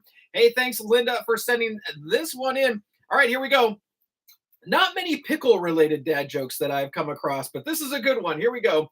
Do you know what a pickle does on its birthday? It relishes every minute of it. That's a pretty good one. That's a pretty good one. Here we go. Here's another one that we got here. I can't believe I forgot to go to the gym today. That's 5 years in a row now. Oh, Lordy have mercy. All right, we've got just a couple more. Hang on, gang. We're almost there. Did you hear about the Hulk, or did you hear the Hulk has started recycling? Yeah, he's going green. What? Oh, come on, Adam. That was a good one. All right, let's do just because it's the first week of spring here. Let's just do a couple of spring daily dad jokes, and then we'll put you out of your misery here. Why couldn't the little flower ride a bike? It didn't have any pedals. And when is it impossible to plant flowers? Anybody? That's right. When you haven't bought any. Get it? Like botany? Anybody? All right, okay. And those have been your daily dad jokes for this Friday, March 20th. I think the gym one was my favorite. I got to be honest with that gym one was pretty good. I can't believe I forgot to go to the gym today. That's 5 years in a row now. All right, there we go. I'll stop saying that. You can send me yours live at KAHI.com, or you can call me 530-885-3565. Back with your KAHI weather right after this. I have a German Shepherd joke. Do you really? Yeah, I made it up. Okay, so we'll have you say that. Okay. Yeah, is that okay? Yeah. Good. Okay, don't tell me. We'll save it for the I'll air. surprise you. Good. Okay, awesome. It's like funny, not funny. You know. Okay. Oh, yeah. Oh, that's a perfect dad joke. It's just like, okay. Yeah, I know it's a good one when my wife rolls her eyes. She's just like, oh, yeah. that's just so, Big so eye bad, roll right? myself. All right, let's get that. I use that one. Okay. And let's see. Okay, so yeah, we'll go on at 7:45. So we got a little bit of time. But yeah, you're good. So I got one more thing here, and then we'll have a little bit of a break. We'll get all set up, ready to go, and then It has a KVMR vibe here. You know, love good. it. I've never been in KVMR studios. You so have it. It's like no, really cool I because it's very, it's an old mine building. Oh yeah. It's No, I've been past really- it several really times. cool. Yeah, it looks super cool.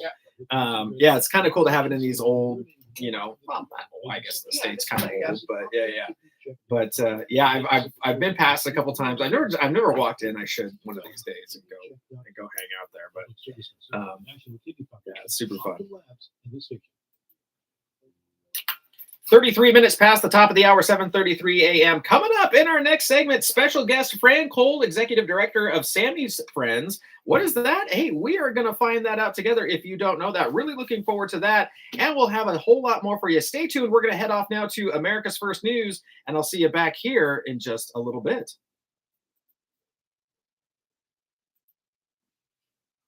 Your first All right, cool. So we got a little bit of a break here. All right. So I'm gonna. I forgot to charge my iPad last night, so I'm like, oh, cool. Let's just I had that. like, okay, like set myself a reminder here to do that. How many days do you do this? Monday through Friday. Oh, that's a lot. Yeah. So I'm the morning guy. Yeah, Monday through Friday. So six to 9. Which it's, you know, I actually love. I mean, it's one of those things that, you know, like fills you up, right? Like gives you energy. Yeah. As opposed to like, I gotta come and do the radio show again. So okay, go now. It's charge. Okay, charge, not charge, charge. No. Are we gonna charge? See if I can get it off the computer. Okay. We're having a troubled relationship here. Okay, good. Okay, let's software it. No, we don't need you to do. Okay, cool. Okay, great. So we'll yeah, so when we go on, it sounds like you've done a radio thing before, so it's not, this is like I've done that. Talker. Yeah. So, yeah. Get going with it, Chris, and let's get going here. I really appreciate the questions, sending those ahead of time. That's great. So it means I think we can hit some my spiel. Some really good stuff. Yeah. So Linda was telling me about it, and she's like, "Oh, you gotta have Fran on. You gotta. It's gonna be really cool." It's like, "Oh yeah, it's gonna be always a good show." So, I'm just gonna be. I don't know that I really want to talk a whole lot about it ahead of time. I just kind of want to be like the voice of the listener. If you're cool with that, I mean, I've got the questions right here, so I feel like that's plenty. We've got about 10 to maybe 10, 12-ish minutes. But if we go longer than that, I'm cool with that. We'll just have to stop at the top of the hour. I'll have to stop to play a few commercials, which is fine. So I might say, "Oh, that's really great. Okay, we're gonna jump back here in just a little bit." But I'm super excited to find out more. Really excited. Yeah, there's a lot going on. Are you guys only in Grass Valley or only in Grass Valley? Okay. Yeah. That's okay. Yeah. Cool. Okay. Good. I'm like, oh, I have so many questions, but I'm gonna wait. We'll just save it for the air. So please add your own. But it's it's an interesting time for. Yeah. Okay. And we're gonna have you have a German Shepherd. I want to make sure I got the right. It's funny because the group Call Animals, which is our lobbying education group, said that what's happened in our society is that animals, pets have been elevated to this really high status, but the funding hasn't followed it. So everyone is faced with the same dilemma, except maybe the Truckee shelter, which is they have a lot of money. Okay. Interesting.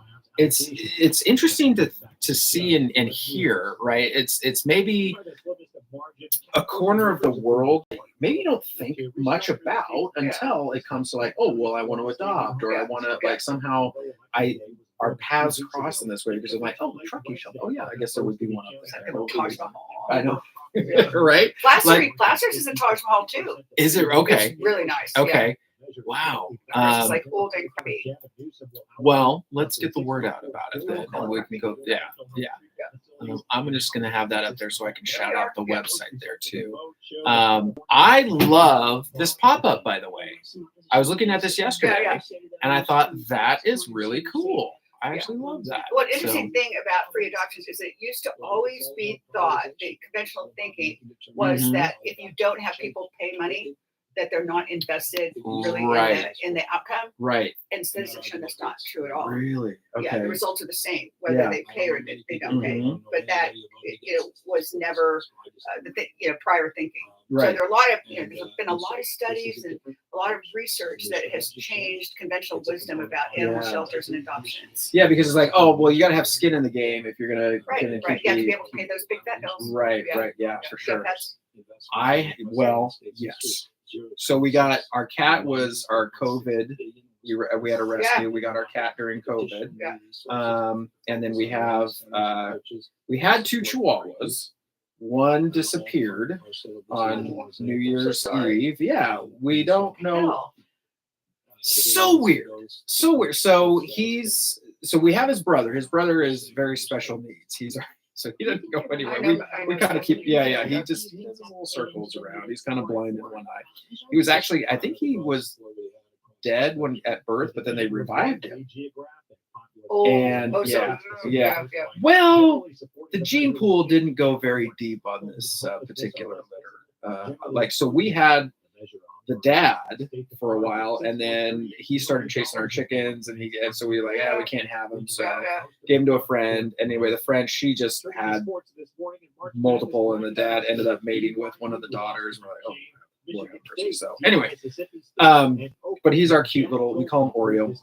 But Checker's our other guy. We have a doggy door so he can go in and out to the yard.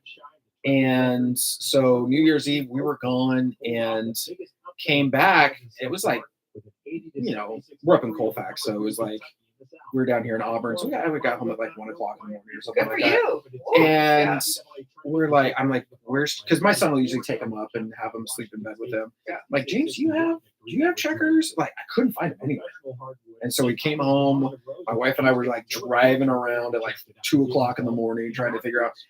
I think somebody snagged him because our front yard is along kind of a main street, and the fence is only like, it probably comes up to my, so like somebody could have just reached over and grabbed him or something like that, because there was no sign of a struggle. Like, he's never left. Like the yard was completely like, there was nothing left open or anything like that.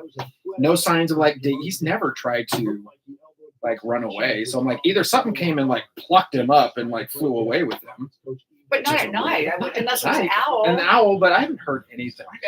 Anything around there.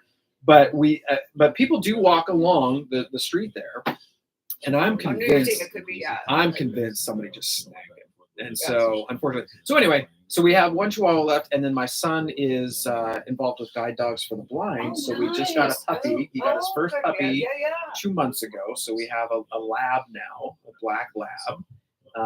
And there are other puppies from the puppy club here in Auburn that will dog sit, and so they'll puppy sit, so they come over and play with him. And then our cat Lacey. So yeah, we've got that's the long. I call it a star. That's the long-winded story.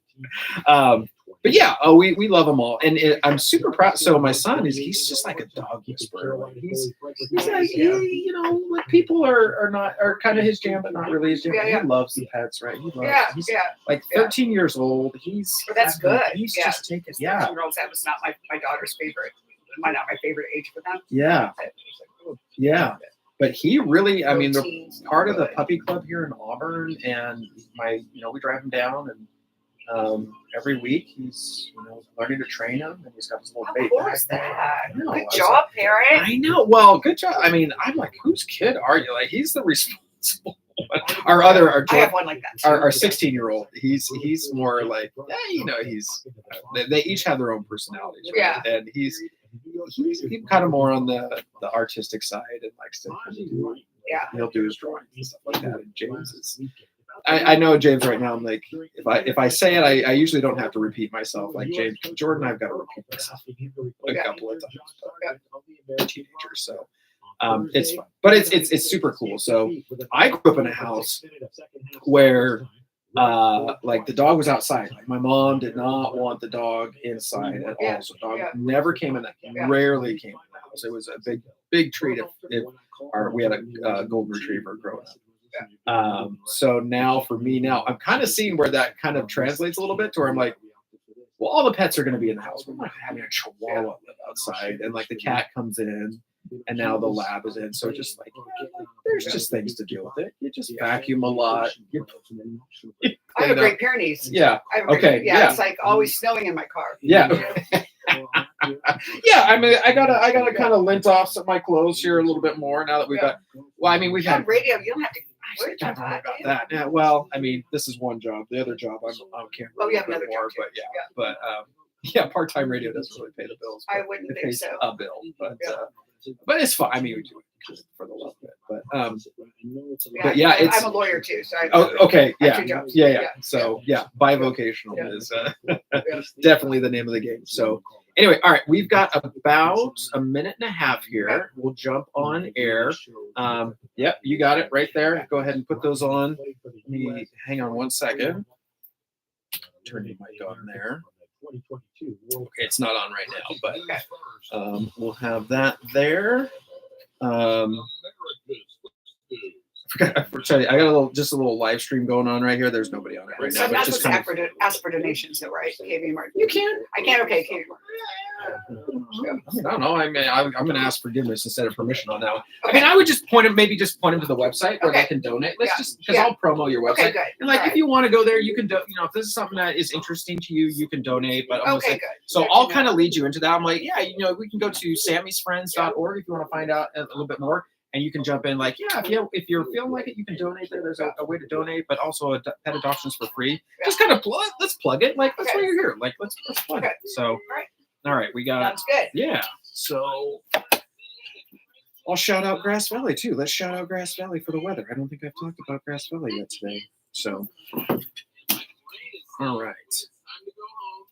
And it's your executive director, right? Yeah. Okay, perfect. Okay. Here we go. And good Friday morning to you. It is Friday, March 22nd, and it is 15 minutes to the top of the hour, 7:45 a.m. here at FM 104.5, AM 950 KAHI, the voice of the foothills. And hey, good morning to you, Grass Valley. Currently, it is 45 degrees where you're at right now.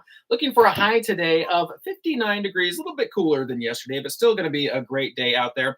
Well, gang, we are in for a treat. We have Fran Cole, Executive Director of Sammy's Friends, here in the studio, live in person. Fran, how are you this morning? I'm wonderful. Thank you, Chris. Oh, good. Well, thank you so much for coming down here and hanging out with me today.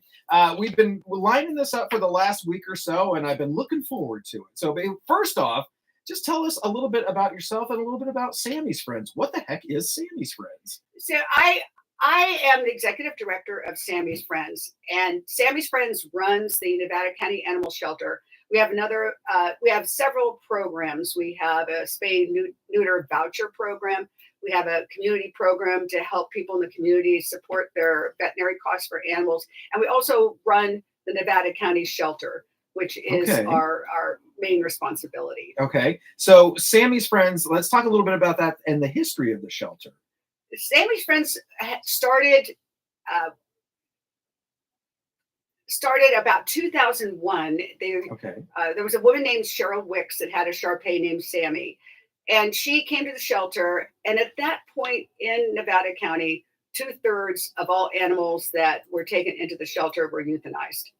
Holy bananas. And there were no volunteers. Wow. The dogs weren't being walked. It was essentially a place where animal control would put seized animals, and some animals were adopted, but it wasn't a priority at that time. So Cheryl started a dog walking program, and then later on contributed money towards medical costs for animals in the shelter. Yeah. And then later on, Sammy's Friends actually took over management of the Nevada County Shelter, which continues to today. Okay, fantastic. Now, are you guys, whereabouts are you located? We're located right now on McCourtney Road, between Grass Valley and Auburn. Okay, and how big is the facility? The facility has 28 dog kennels. It has room for about 30 cats. We have room for livestock, but it's a very small facility currently. Okay. Interesting. Now, you're executive director. So one, how did you get to become executive director? Was this like a long time in coming? And what does it look like being the executive director? Is your day a typical day, or is it different from day to day? What does that look like? It is different from day to day. I figured. My involvement started back in 2001. I was actually the first dog walker volunteer at Sammy's Friends. And how I say it is my car just kind of turned into the parking lot. And I showed up there, and Cheryl Wicks was there and asked me if I wanted to be a dog walker, and it all started from them. I also am a lawyer. So I, for 20 years, was the pro bono lawyer for Sammy's Friends. And then when Cheryl was retiring, I thought, what a wonderful opportunity for me with my history, because when I look back at the days when 2/3 of the animals were euthanized, and I see where we are today, which is no animals euthanized for space reasons, the transformation is extremely rewarding. Okay. Yeah. So, you started, I love that how you said like, my car just kind of turned itself into the, like it found you or you found it in one way or the other. Exactly. Yeah. I used to drive by and it would swerve in, and finally I gave in and let it turn itself into the shelter, and it's been my life since then. I love it. So now I'm assuming you started out as a volunteer there. So is that basically what it relies on is volunteers, or how does it operate there? We have a very small staff, but Nevada County is truly blessed in that a love for animals is a defining feature of our community. Mm-hmm. We have hundreds of volunteers, both dog walkers and also people that assist in our cat facility. We could not survive without it. We have limited funding from the county, and our volunteer network, our foster network, our donors, the whole community is extremely supportive of our activities. I love it. Now you mentioned livestock are there too. So when I think of shelter, I'm just thinking cats and dogs, basically. Maybe the occasional hamster, maybe, but I don't know, livestock. Livestock. Well, Nevada County is more rural than many other California counties. And with the price of hay, the high cost of veterinary expenses for all animals, people get into trouble and are unable to take care of their animals. Mm-hmm. So we do have a facility there that has pens. It's not ideal for large numbers of livestock. Okay.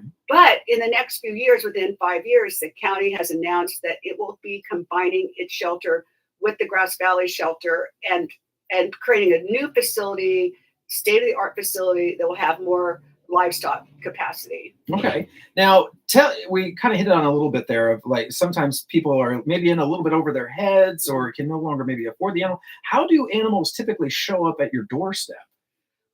There are a number of ways that animals show up. Animal control will seize animals in our community if they are not being taken care of. Okay. The majority of our animals come in as strays. But what we're seeing currently is that many of the strays are animals that have been abandoned by their owners who are unable to care for them any longer.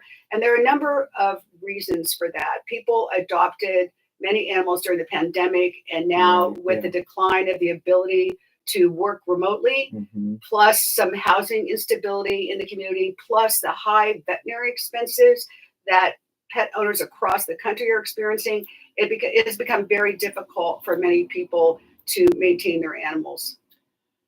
Oof, that hit. I mean, that was just this week. No, last week. I was talking between the break here. We're in the commercials. We were talking about the little Chihuahua that we have. God love him. There's something that happens after that phrase. God love him. We took him in $500 veterinarian bill, trying to figure out what's there's something going on with his stomach there. He's been good for most of his life, but I saw that and I went, "Are you kidding?" Now we're not getting rid of little Oreo. We love little Oreo, but glad to hear that. No. But I was just like, holy bananas! I have to look into pet insurance or something like this. So it's a very difficult situation. The reasons for the increase in vet expenses are many. They have staffing issues. Their costs have increased. What is very troubling is that fewer people are going to vet school. So the shortage of veterinarians that we're currently experiencing will continue in the near future. Wow. Talking to Fran Cole, she's the executive director of Sammy's Friends. If you want to find out more, you can visit sammysfriends.org. That's SAMMIES friends.org. Now, I love your guys' website. Now, there's a very cool thing that now this is a pop-up. Now, sometimes we think pop-ups on websites are bad. This is a fantastic pop-up I was telling you about. It basically says, hey, there's a way to adopt these animals for free. Is that what I'm reading? Correct. We currently, as are most shelters throughout the country, overwhelmed with the numbers of animals coming in. For example, we last week had 49 dogs and 28 kennels. Okay. Wow. So it is extremely, extremely difficult. Yeah. So we, during the month of March, have adopted a no-fee adoption policy. So if you come to Sammy's Friends Shelter, you can adopt a dog or cat without any licensing county fees or without any Sammy's Friends adoption fees. Okay, interesting. Now, are the animals chipped? Will they be chipped and the shots and all that? Or what does that look like when you're going to adopt an animal there? It's an incredible deal for people because all of the animals are chipped. They're all spayed and neutered, and they've had all of their vaccines. What's really important to understand is that if you, for example, have a large dog, And most of our dogs that come into the shelter are large and they are not neutered or spayed. You may go to a vet and have a cost of up to $1,500 or $1,600 for a female dog spay. Yeah. So we do that for you. And, we really encourage people to adopt and not go through breeders because our nation is really in a crisis. Our shelters are in crisis. I feel very badly for shelters that do euthanize for space reasons. I was speaking with a shelter in Southern California with their executive director, who told me that they get 100 strays a day. No kidding. And they have to euthanize because they just can't keep up with the volume of dogs coming in. Yeah. So I really encourage everyone to adopt. We have wonderful dogs. Every shelter has wonderful dogs. And what you're doing is you're saving a life if you adopt from a shelter. Yeah, I love it. Talking to Fran Cole, executive director of Sammy's Friends. Now, Fran, when we come back, I heard you have a dog dad joke. Something, or you got a joke? I have a German Shepherd joke. A German Shepherd joke. Okay. Okay. We're going to get to that when we come back. We're going to take a break and show some love to our advertisers. We'll be back right after this. Okay, that was awesome. That was really cool. So I want to hit on it's a no-kill shelter. Yes. I want to hit on that again. We haven't said that implicitly. So when I talk about that, we'll lead with the German Shepherd joke. I love that. And then we'll wrap up a few more questions. If you're okay to go a little bit past 8 o'clock. Okay. Yeah. So I schedule it till about 8 o'clock, but we can go over just a little bit. So so we'll do that. So just kind of looking at some of the questions kind of naturally lead to themselves. Resources for adopters, that price is so high. Sources, yeah. Perfect. Okay. All right, so we've got this promo right here. Details at 916-378-6270 or Big Mountain Air. It's funny, like I hear these commercials over and over again, so it's just like running. Sometimes I'm singing along with the songs and I don't even realize it. So I've got the Ken song stuck in my head. I can't get it out. Well, sometimes you just got to feel enough to make sure. That, I know, yeah. Did you see the movie? Yeah. That was a great movie. It was so good. I loved it. Yeah, I did too. We had a good time. My boys are into Dune right now, so we saw Dune 2 the other day in theaters, 3 hours. Is that, Timothy, what's his name? Chalamet, yeah. Really great. I mean, it took me a little bit to get it, but we had the guide dogs with us, so I had to like take them out to break them every. So there's like whole sections of the movie I missed because we were down at the Galleria, so I gotta go find a stretch of grass here. All right, we're gonna start back here in just about 10 seconds here.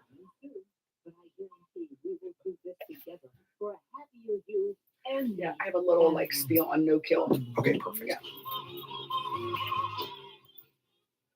7 minutes to the top of the hour here at FM 104.5 AM 950 KAHI, voice of the foothills. Hey, good morning to you, Colfax. Currently 45 degrees where you're at right now. Looking for a high today of 60 degrees. If you're just joining us, talking to Fran Cole. She is the executive director of Sammy's Friends. You can find out more at sammysfriends.org. That's SAMMIES friends.org. Okay, Fran, now we plugged a joke here, a German Shepherd joke. What do you got?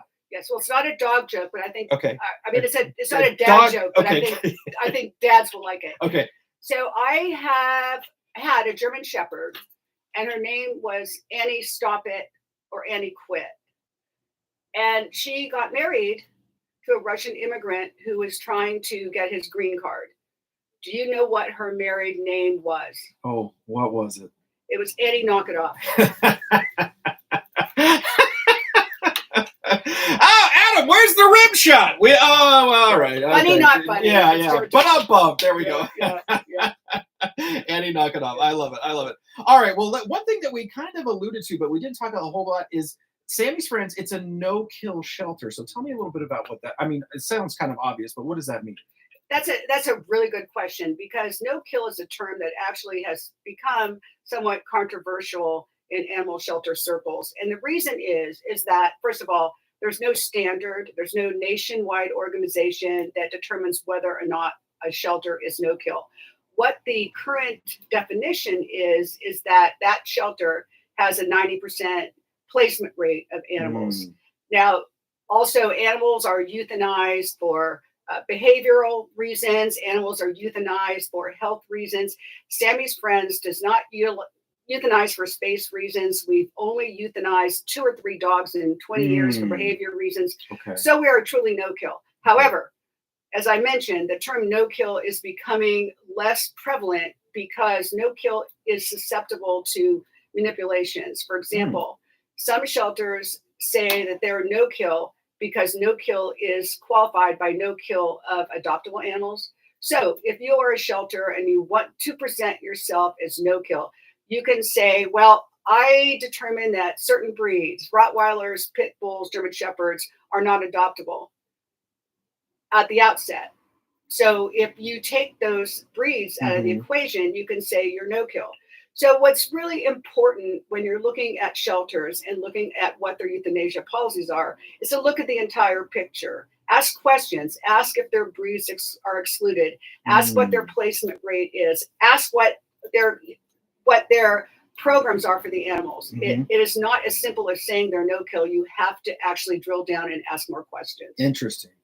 Okay, so basically, is this, and remind folks again where the shelter is, where they can find Sammy's Friends. Our shelter, the Sammy's Friends shelter, is on McCourtney Road in Grass Valley, right next to the transfer station. Okay, awesome. And if you're looking to find them online, you can find them at sammysfriends.org. That's SAMMIES friends.org. So tell me a little bit, is there a new shelter coming to Nevada County, or is there, I mean, you mentioned you guys are a little bit older area, or tell me a little bit more about it, and is there a new one coming? Our shelter currently is very outdated. Okay. Standards for modern shelters have really improved so that the quality of life for animals is better. In the old days, they were just attempting to hold animals until they were either adopted or redeemed. But now there are extensive programs in shelters throughout the country to create more of a quality of life for those animals. So it's very different. And new shelters reflect those standards. So the city of Grass Valley and Nevada County for the first time have entered into a memorandum of understanding to provide a shelter that will serve the county, throughout the county, including the cities of Grass Valley and Nevada City. This will be built with expanded livestock areas. It will have meeting rooms for the community. It is the most exciting thing to happen to animals in Nevada County in years. That's exciting to hear. Now, you said a word now, and I don't quite know what it means, so help me understand here. So you said adopted or redeemed. What is the redeemed? Redeemed are animals that are truly strays, where the owner is looking for them. So what we do is, if there's an animal that animal control has picked up, animal control will first microchip it, check the microchip to see if it has a home, and take it home if it can do that. But if it cannot, they cannot find a microchip with a home, then they bring it to the shelter. That animal is entered into the shelter system, and then when the owner comes, it's redeemed. Okay. Yeah. So, and I was telling you this in the break as well. So we had the unfortunate of losing. I think he was taken. That's just my conspiracy theory, that one of our little chihuahuas was taken. Now, of course, it was the one that wasn't chipped, and it's the one that we didn't have his collar on him at the time with the phone number on it. So, of course, that's the one that is going to disappear. But for the longest time, we're scouring all like the websites, the Facebook page, just trying to make sure. So if somebody's maybe lost a pet, can they check the website, or how can they look for a pet if they've been lost? I'm like, I don't know where this animal went. There are several ways to check for lost pets. Social media is huge. I know Nevada County has a number of lost pet, found pet sites, and those have been extremely successful because they're live time. Yeah. Oftentimes these pets are loose at hours in the night where we're not able to really check on our website. Right. If you're in Nevada County and you have lost your animal, call the shelter, the Nevada County shelter, and we keep a log of all lost and found animals and have a really good success rate at reuniting owners and their lost pets. Yeah. Okay. That's good. It is heartbreaking, especially when the kids are involved. You're like, oh, okay, we're going to look for them. We're going to try and look for them. But sometimes without a trace, and you're just kind of hoping somebody will say something, take a picture, put it up there. But that's good to know that they can call the shelter there. What we're finding is that many people are dumping their animals. Oh, wow. Whoa. Because again, for the reasons I stated Yeah. initially, they can't care for them. Yeah. They have started a new job. The vet costs are too high. Mm. Many of the animals that we are taking in now as strays actually have owners that have abandoned them. Interesting. Which is tragic. Interesting. Yeah. Okay. So now all of this comes at a cost. I know that. And we've got volunteers, we've got some staff, but there's a cost. If people are interested in this, I know we give up the website, sammysfriends.org. How does that operationally, the budget go and cost for all of that? We have several sources of income, none of which are sufficient. We are paid by the county to run the animal shelter. Mm. We have some grant funding that comes into us. We also have a very generous Nevada County community consisting of animal lovers that donate their money, they donate their time, they foster animals. And I encourage people to foster because oftentimes you're unsure if you need an animal, you're unsure if this animal is correct for you. We provide the ability, as do most shelters, for people to foster animals and just see how it works. Mm. And What a great oftentimes, idea. oftentimes I'm the queen of foster fails, which means that I take a foster and then I end up adopting it, which is a foster fail, but it's actually a foster success. Oh, okay. Well, that's good to know ahead of time. That way it's not another abandoned animal that's Right. maybe just left on the side of the road, or Right. I mean, God forbid. But Right. that's fantastic. And folks can donate. If they're interested, they can donate towards Yes, this. please Yeah. donate. You can donate from our Facebook page, Sammy's Friends, and you can also donate on our website, sammysfriends.org. We would really appreciate it. It's as I had mentioned earlier, it's a very difficult time for all shelters, including our own, and we would very much appreciate your support. Fran, love having you here. Fran Cole, Executive Director of Sammy's Friends. One more time, can you just give folks the information where they can find you online, phone number, and where you're located physically? You can find us online at sammysfriends.org. We have a Facebook page, and our phone number is 530-471-5041. One more time on that phone number there. 530-471-5041. That's fantastic. And if they want to steer the car right into the parking lot again, where's the physical location again? It's on McCourtney Road, 14567 McCourtney Road. Fran, it has been a pleasure having you here. Thank you so much for joining me today. Again, it's sammysfriends.org. Would love to continue the conversation, find out how things are going for you. But Fran, have a fantastic rest of your day. Thank you, and thank you for having me, Chris. All right, we're going to head back to America's First News. See you back here in just a little bit. Declaring an immediate Awesome. That was fun.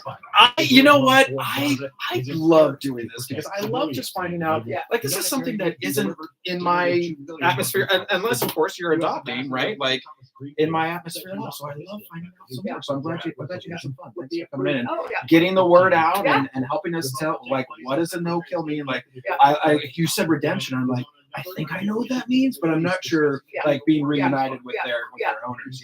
So, But what's really awful is and I didn't really want to talk about this. I don't want to encourage people to do it.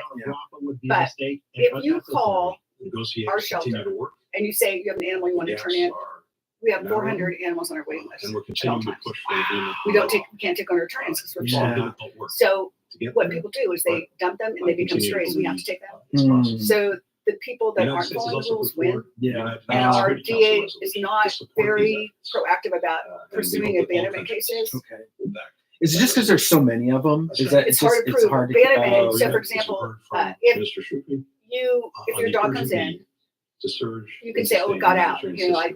My car door escaped. I didn't abandon it. So the DA doesn't find those cases. Oh, got it. Yeah. Oh no, he got out from the fence and like he just found a hole in the fence and ran away. So I don't want to put people to that, but interesting. Yeah. Experiencing severe Well, thanks. I'm so glad anytime. Linda connected us. Yeah, I've got you on the list here, so we'll stay updated. I think it's important to like keep this in front of people's, because there's a lot happening. There's a lot of things going on out there. So the more we can kind of keep this in the forefront. All right. All right. Come in. Thank you, Fran. Thanks for coming all the way from Grass Valley. I'm always happy to do that. Going a little PR tour here real quick. So awesome. Yeah, I'm in Colfax, so a little bit kind of up the way there. So, Yeah. All right. Thank you. See you, Fran. See you later. Thank you. Across sea and across air. Blinken meets with Prime Minister Benjamin Netanyahu and his war cabinet as the growing disagreements between Netanyahu and President Joe Biden over the war will likely overshadow the talks, particularly over Netanyahu's determination to launch a ground assault on Rafah. where more than 1 million Palestinians have sought refuge from devastating Israeli ground and airstrikes. We all share concerns. There are more than 1 million people in Rafah, many of whom were displaced from other parts of Gaza. A major ground operation there would mean more civilian deaths. It would worsen the humanitarian crisis. There is a better way to deal with the threat, the ongoing threat posed by Hamas.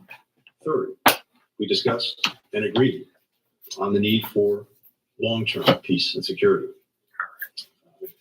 This discussion very much consistent with the principles that I laid out in Tokyo many months ago, that Gaza cannot be used as a platform for terrorism. There can be no displacement of its population. There can be no reoccupation by Israel. And we also agreed that this requires a path to 2 states with real security guarantees for Israel. In turn, this also requires real reform of the Palestinian. Okay, there we go. Without an invasion of Rafah, Israel can't achieve its goal of destroying Hamas after its deadly October 7th attack and taking of hostages. Figure out the hair here real quick. Lawmakers introduced a $1.2 trillion spending package Thursday. It sets the stage for avoiding a partial government shutdown for several key federal agencies this weekend and allows Congress nearly 6 months into the budget year to complete its work funding the government through September. Democrats were able to swat back scores of policy mandates and some of the steeper budget cuts that House Republicans were seeking to impose on non-defense programs. Though House Speaker Mike Johnson highlighted some wins, including nearly 24% increase in detention beds for migrants awaiting their immigration proceedings or removal from the country. The stocks were mostly lower Friday in Asia after Wall Street tapped fresh records, led by big gains in chip makers. On Thursday, the S&P rose 0.3% to 5241, setting another all-time high for a third straight day. 3 out of 4 every stocks in the index gained. Reddit climbed 48.4% in its debut as a publicly traded stock, with an IPO of $34 a share. Treasury yields were mostly steady a day after the Fed Reserve said it still expects to make 3 rate cuts this year. Chair Jerome Powell said the surprising uptick in inflation in January and February hasn't fundamentally changed the central bank's picture of the economy. We are fully committed to returning inflation to our 2% goal. Restoring price stability is essential to achieve a sustainably strong labor market that benefits all. Today, the FOMC decided to leave our policy interest rate unchanged and to continue to reduce our securities holdings. Our restrictive stance of monetary policy has been putting downward pressure on economic activity and inflation.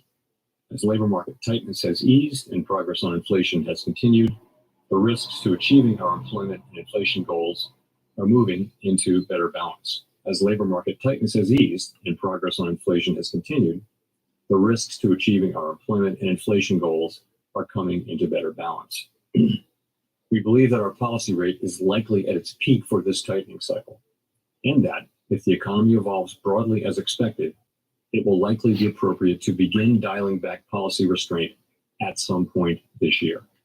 The economic outlook is uncertain, however, and we remain highly attentive to inflation risks.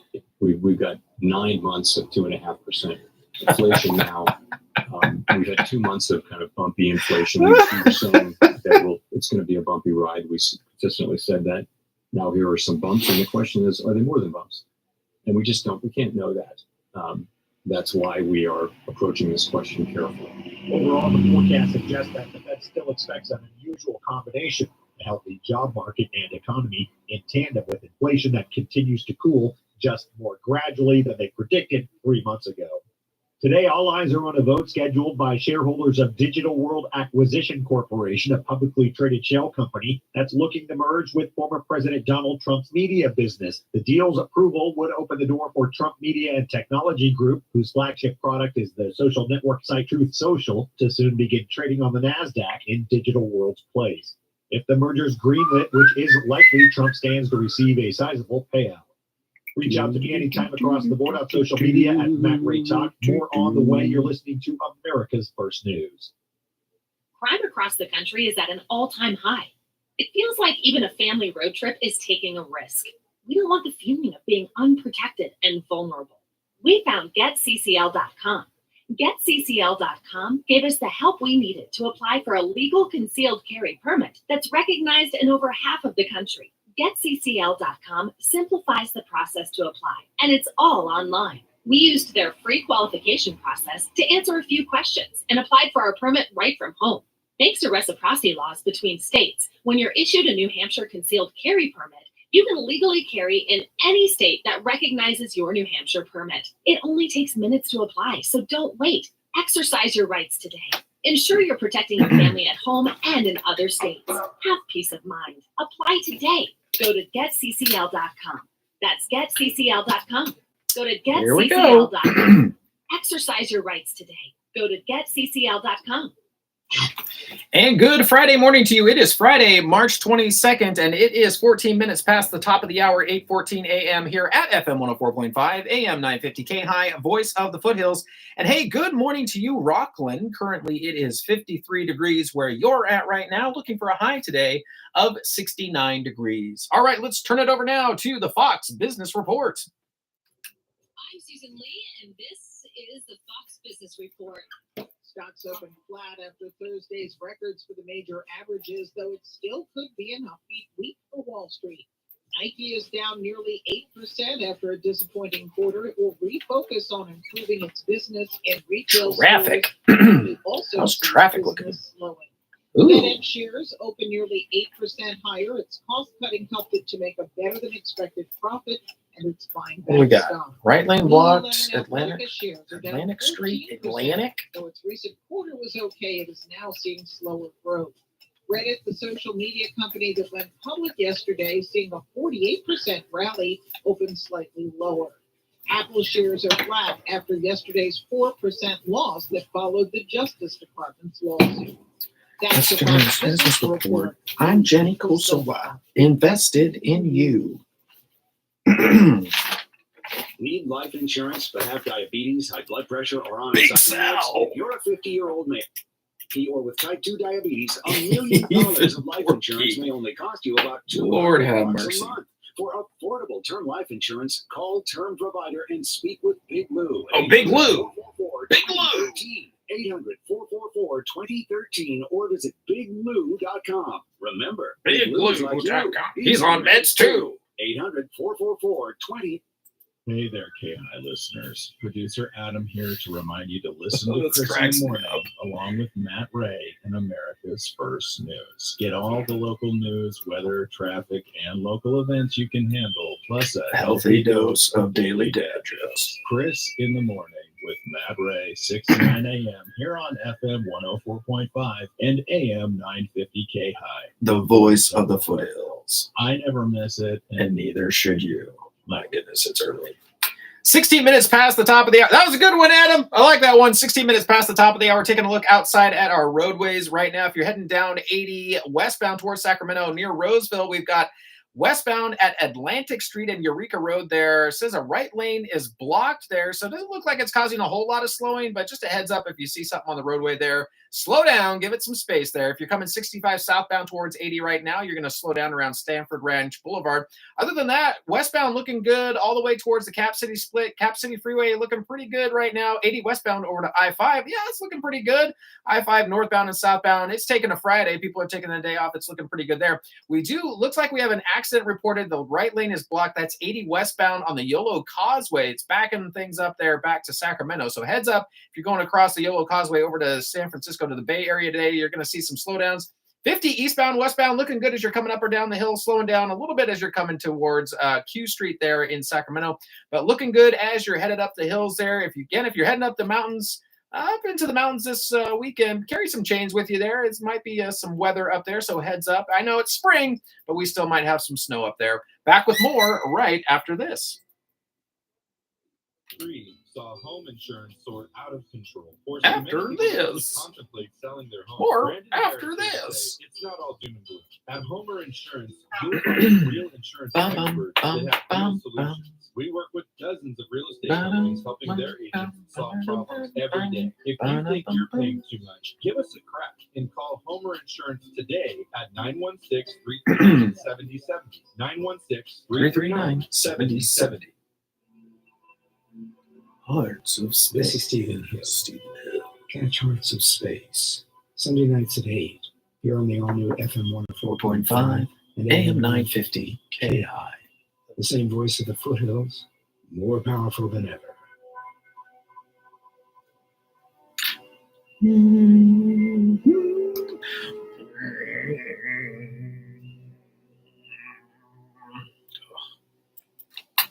"18 minutes past the top of the hour. Coming up in our next segment, Sports Ball." That's right. We're going to have all of your updates here. A little bit of racing kicking off this weekend. No, not for Formula One. That's happening this weekend too. But something down at the All-American Speedway. I'll give you a heads up on what's starting there. Also keep you up to date with the Kings. How did the Kings do? Producer Adam, get the flashlight just in case. A lot coming up. Back now to America's First News. I'll see you back here in just a little bit.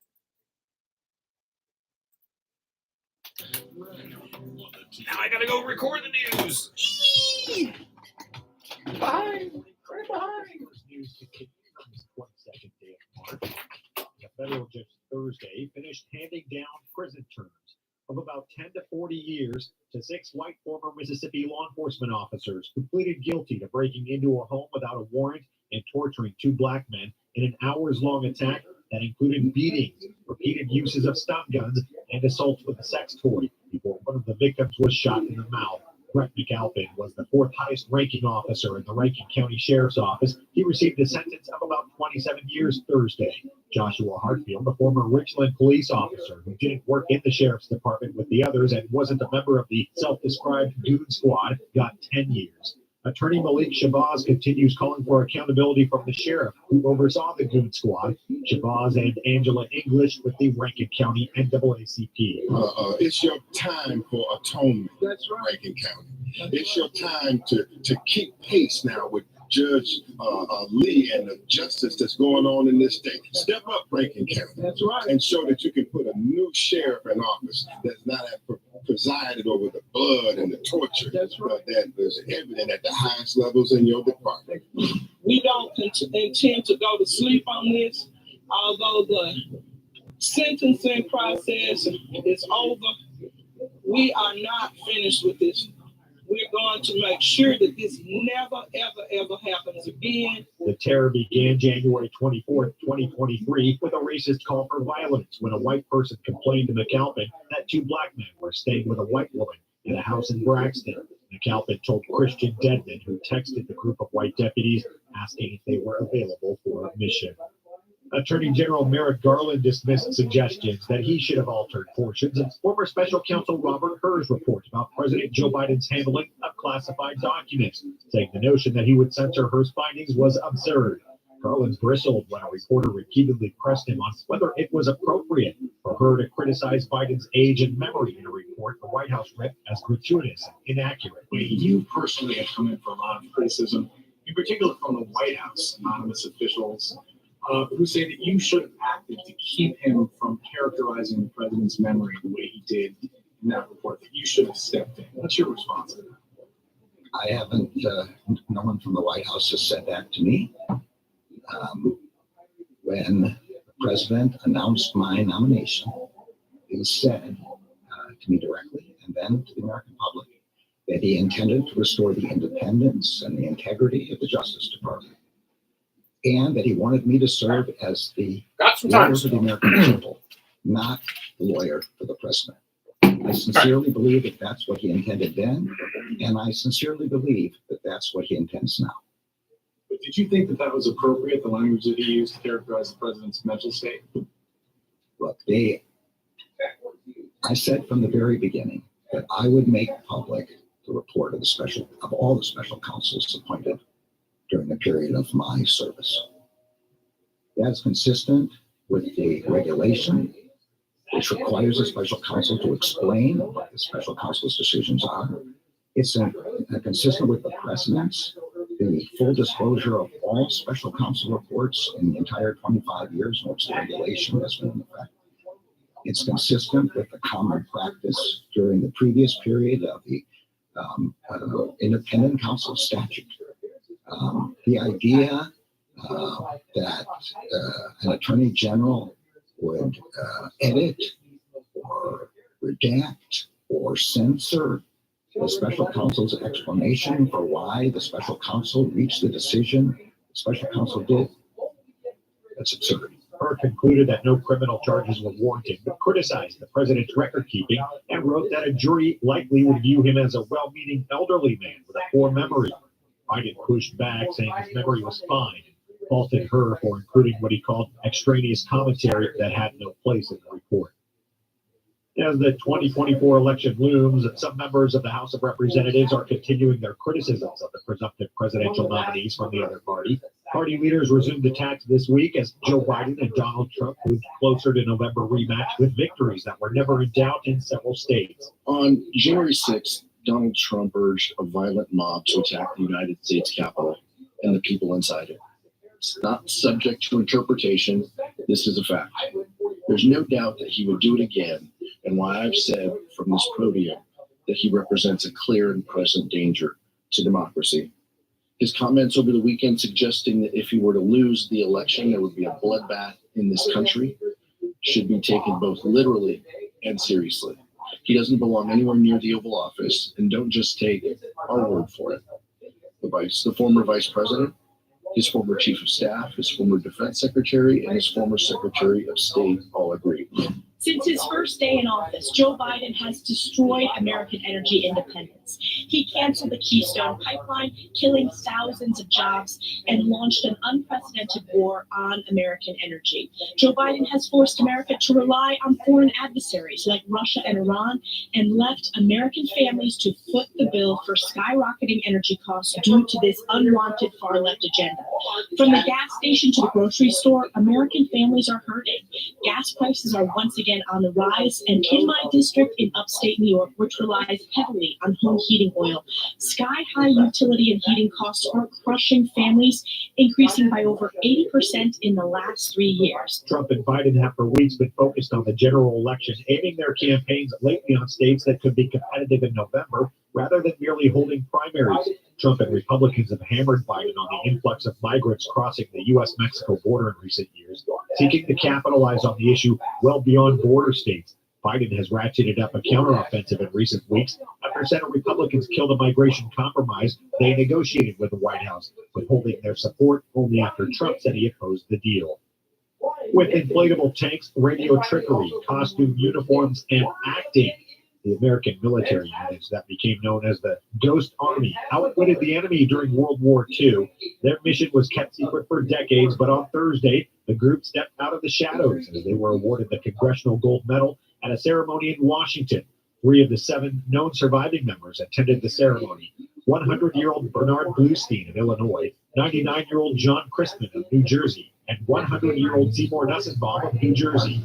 The Global Army included about 1,100 soldiers in the 23rd Headquarters Special Troops, which carried out about 20 battlefield deceptions, and around 200 soldiers in the Signal Company Special, which carried out 2 deceptions in Italy. Ghost Army Legacy Project President Rick Beyer. No soldier who served in this unit considered himself a hero. I have talked to many veterans of the Ghost Army, and each told me that the real heroes were the infantrymen and the tankers who bore the brunt of the fighting. But it has always struck me that the Ghost Army's deception mission demanded a special kind of courage. To protect strength when you have none, to purposely draw enemy fire to keep it from falling on others, a dangerous business, not for the faint of heart. So they put themselves in harm's way, wielding imagination, bravado, and creativity in order that other soldiers might be able to fight and live. 4 men died carrying out these missions, but most of them came home and then kept quiet about it for decades. And don't you think that's remarkable? The legislation to honor the military units with Congressional Gold Medal, Congress's highest honor, was signed into law by President Joe Biden in 2022. That came after almost a decade of work by family members of the soldiers and Beyer, the filmmaker and author who helped bring the story to light. The mission was declassified in 1996. Reach out to me anytime across the board on social media at Matt Ray Talk. Breaking news first. America's First News with Matt Ray. Guys, are you getting up multiple times a night to use the bathroom? As we get older, so do our prostates, and that can mean urinary problems that affect our sleep and quality of life. Life is better outside the bathroom. Real Health's Prostate Complete can help you relieve those annoying and painful prostate symptoms. Available at Walmart or visit realhealth.com for more information and to order yours today. Try it risk-free with our 100 120-day money-back guarantee. These statements have not been evaluated by the FDA. This product is not intended to diagnose, treat, or cure any disease. At Hotshot Secret, we listen to our customers. Everyday Diesel Treatment delivers a 6-in-1 premium fuel treatment for every fill-up, every time. Our fans call it EET. I'm Nathan Mississippi, and I drive a 2017 Ford F-350 Valtra. I've been using Hotshot Secret EDT every technical almost 3 years, and I've seen about 1.5 to 2 miles per gallon increase in fuel mileage. Everyday Diesel Treatment is available at truck stops, Tractor Supply, O'Reilly's Auto Parts, and online at HotShotSecret.com. In today's troubled world, our USA Armed Forces stand ready to protect you, your family, and our American way of life. When veterans return to civilian life, they deserve your recognition and support. Here we go. Let's go. Final segment.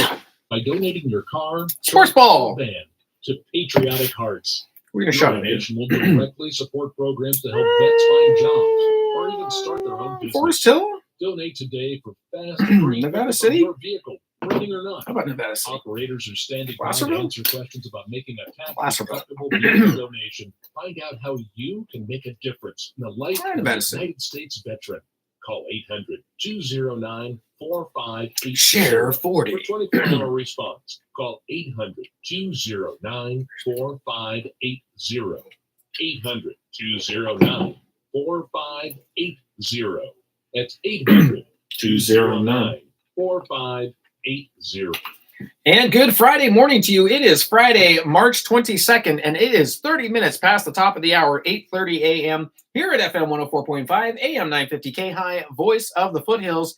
And hey, good morning to you, Nevada City. Currently 48 degrees where you're at right now.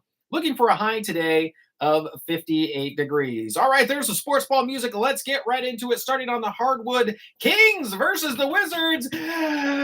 Yeah, put away the flashlight, Adam. Kings lost. Wizards won that one 109-102. When can you hear the Kings here again on KAHI? I'll tell you, you can hear them tomorrow versus the Orlando Magic. That's going to be at 4 o'clock tomorrow afternoon. Kings versus the Magic here on KAHI. Catch all of the action versus the Orlando Magic tomorrow at 4 p.m.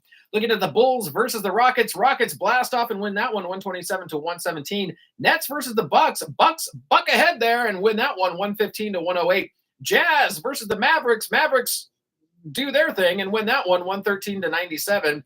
Nuggets versus the Knicks. Nuggets find gold and win that one 113-100. Going over to baseball now. I know it's still spring training, but I'm going to read the scores anyway. We've got the Twins versus the Nationals. Nationals win that one 9-8. Padres versus the Dodgers. Padres on top there. They're playing in Seoul, South Korea. They win that one at 15-11. Giants played. I know they're here somewhere. There they are. Giants versus the Brewers. Giants win that one 7-6. And look, turning here locally, got the Auburn Journal in my hot little hands. Here we go. Wild West Shootout tops 70th season opener. The All-American Speedway in Roseville waves the green flag on its 70th season opener this Saturday, March 23rd, with 6 divisions of racing plus a fireworks show. Grandstands will open at 4 p.m. with the opening ceremony at 5. Tickets are $20 for adults ages 13 and up. Juniors ages 6 to 12 are $15, and kids 5 and under are free. Tickets are available online at allamericансpeedway.com. That's allamericансpeedway.com. Or you can get them at the gate on race day. Again, Wild West Shootout tops 70th season opener happening at the All-American Speedway this Saturday. You can see that all down in Roseville. Get your tickets at allamericансpeedway.com. Back with more right after this. Electricity bills shock you? Trim that bill down by changing your rate plan. Matching your electric usage to the right rate plan can save you money. Visit pge.com/rate analysis to compare rate plans to see if you can save. Take a bite out of your electricity bill. Change your rate plan today. This money-saving tip Brought to you by Pioneer Community Energy. You can see them at night, and every day they steal from you. Digital display or sleep mode steals energy. They may only steal a little bit, but like drops of water in a bucket, it Adds up and you pay. Stop energy theft. Turn off printers and computers when not in use. Use a power strip for charging, and turn the strip off when when done. Stop energy thieves and save. Brought to you by Pioneer Community Energy. 33 minutes past the top of the hour. It is 8:33 a.m. Gang, that is going to do it for me today. As always, we will finish out this hour with America's First News and the O'Reilly Report. Until we meet again, have a fantastic rest of your day, a fantastic weekend. If it's your birthday today, happy stinking birthday to you. I hope you have a fantastic day. And until we meet again early Monday morning, as always, remember to be kind, be honest, be yourself. And you can't hate somebody if you're hugging them. Have a fantastic day, gang. I will see you bright and early Monday morning. Back now to America's First News.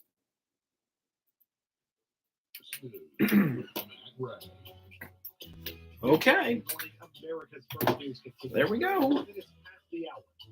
Police on Thursday arrested 2 white supremacist gang members, an Idaho prison inmate and the accomplice, who helped him escape following an attack on corrections officers at Boise Hospital. And investigators are looking into whether they killed 2 people while on the run. Silent media escaped inmate and Nicholas Yumpenauer, the man who police say shot the 2 Idaho corrections officers early Wednesday to break meat out of custody, were arrested after a brief car chase Thursday afternoon in Twin Falls, about 130 miles from the hospital. Right around 2 p.m. this afternoon, following a lengthy investigation, the 2 suspects who we have been seeking were located in Twin Falls, in the Twin Falls area. There was a short vehicle pursuit, and both suspects were taken into custody separately. There were no shots fired or extensive use of force in this operation, for which we are thankful. Skylar Mead and Nicholas Humpenauer are in custody. Through the course of this investigation, detectives located the Honda Accord that was used in the escape near Leland, Idaho. Additionally, law enforcement is investigating. We are investigating 2 homicides at separate locations in Nez Perce and Clearwater counties. These are potentially tied to this incident. Both were members of the Area Knights prison gang and had mutual friends. Josh Kewalt is the Idaho Corrections Director. In addition to having both having membership with the Area Knights, they also shared some acquaintances, some common acquaintances, both in custody as well as in the community. They were both housed at the Idaho Maximum Security Institution, and there was frequent movement in between, but there were times within that time frame where they shared. They were in the same housing unit at our facilities. Kewalt said Thursday 1 guard had been released from the hospital. The other 2 are stable and improving. The department's reviewing its policies and practices in light of the escape. The attack on the Idaho Department of Correction officers came just after 2 a.m. Wednesday in the ambulance bay of St. Alphonsus Regional Medical Center. As they were preparing to return Meade back to prison, he had been brought to the hospital earlier in the night because he injured himself, according to officials. A federal appeals court Thursday ordered the judge who oversaw Boston Marathon bomber Yohar Tsarnaev's trial to investigate the defense's claims of juror bias and determine whether his death sentence should stand. A 3-judge panel of the Boston-based First U.S. Circuit Court of Appeals didn't throw out Tsarnaev's death sentence. Defense attorneys had pushed for that while claiming bias by 2 people who sat on the jury that convicted him for his role in the bombing that killed 3 people and injured hundreds near the marathon's finish line in 2013. But the appeals court found that the trial judge didn't adequately investigate Tsarnaev's allegations and sent the case back to the judge. My cords are all tangled.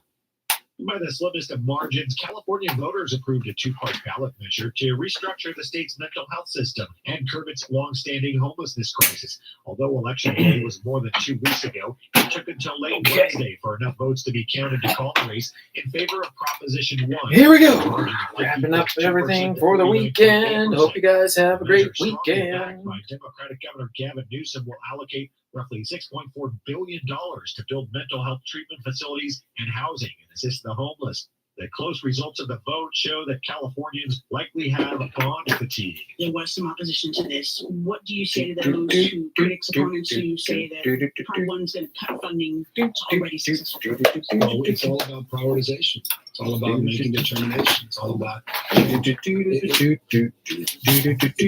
status quo. And that argument holds a lot of weight. I don't know many people who do. I don't know anybody who voted against this status quo. I just haven't. Okay, have a great weekend, everybody. Bye. This is a different approach. This is a new strategy change.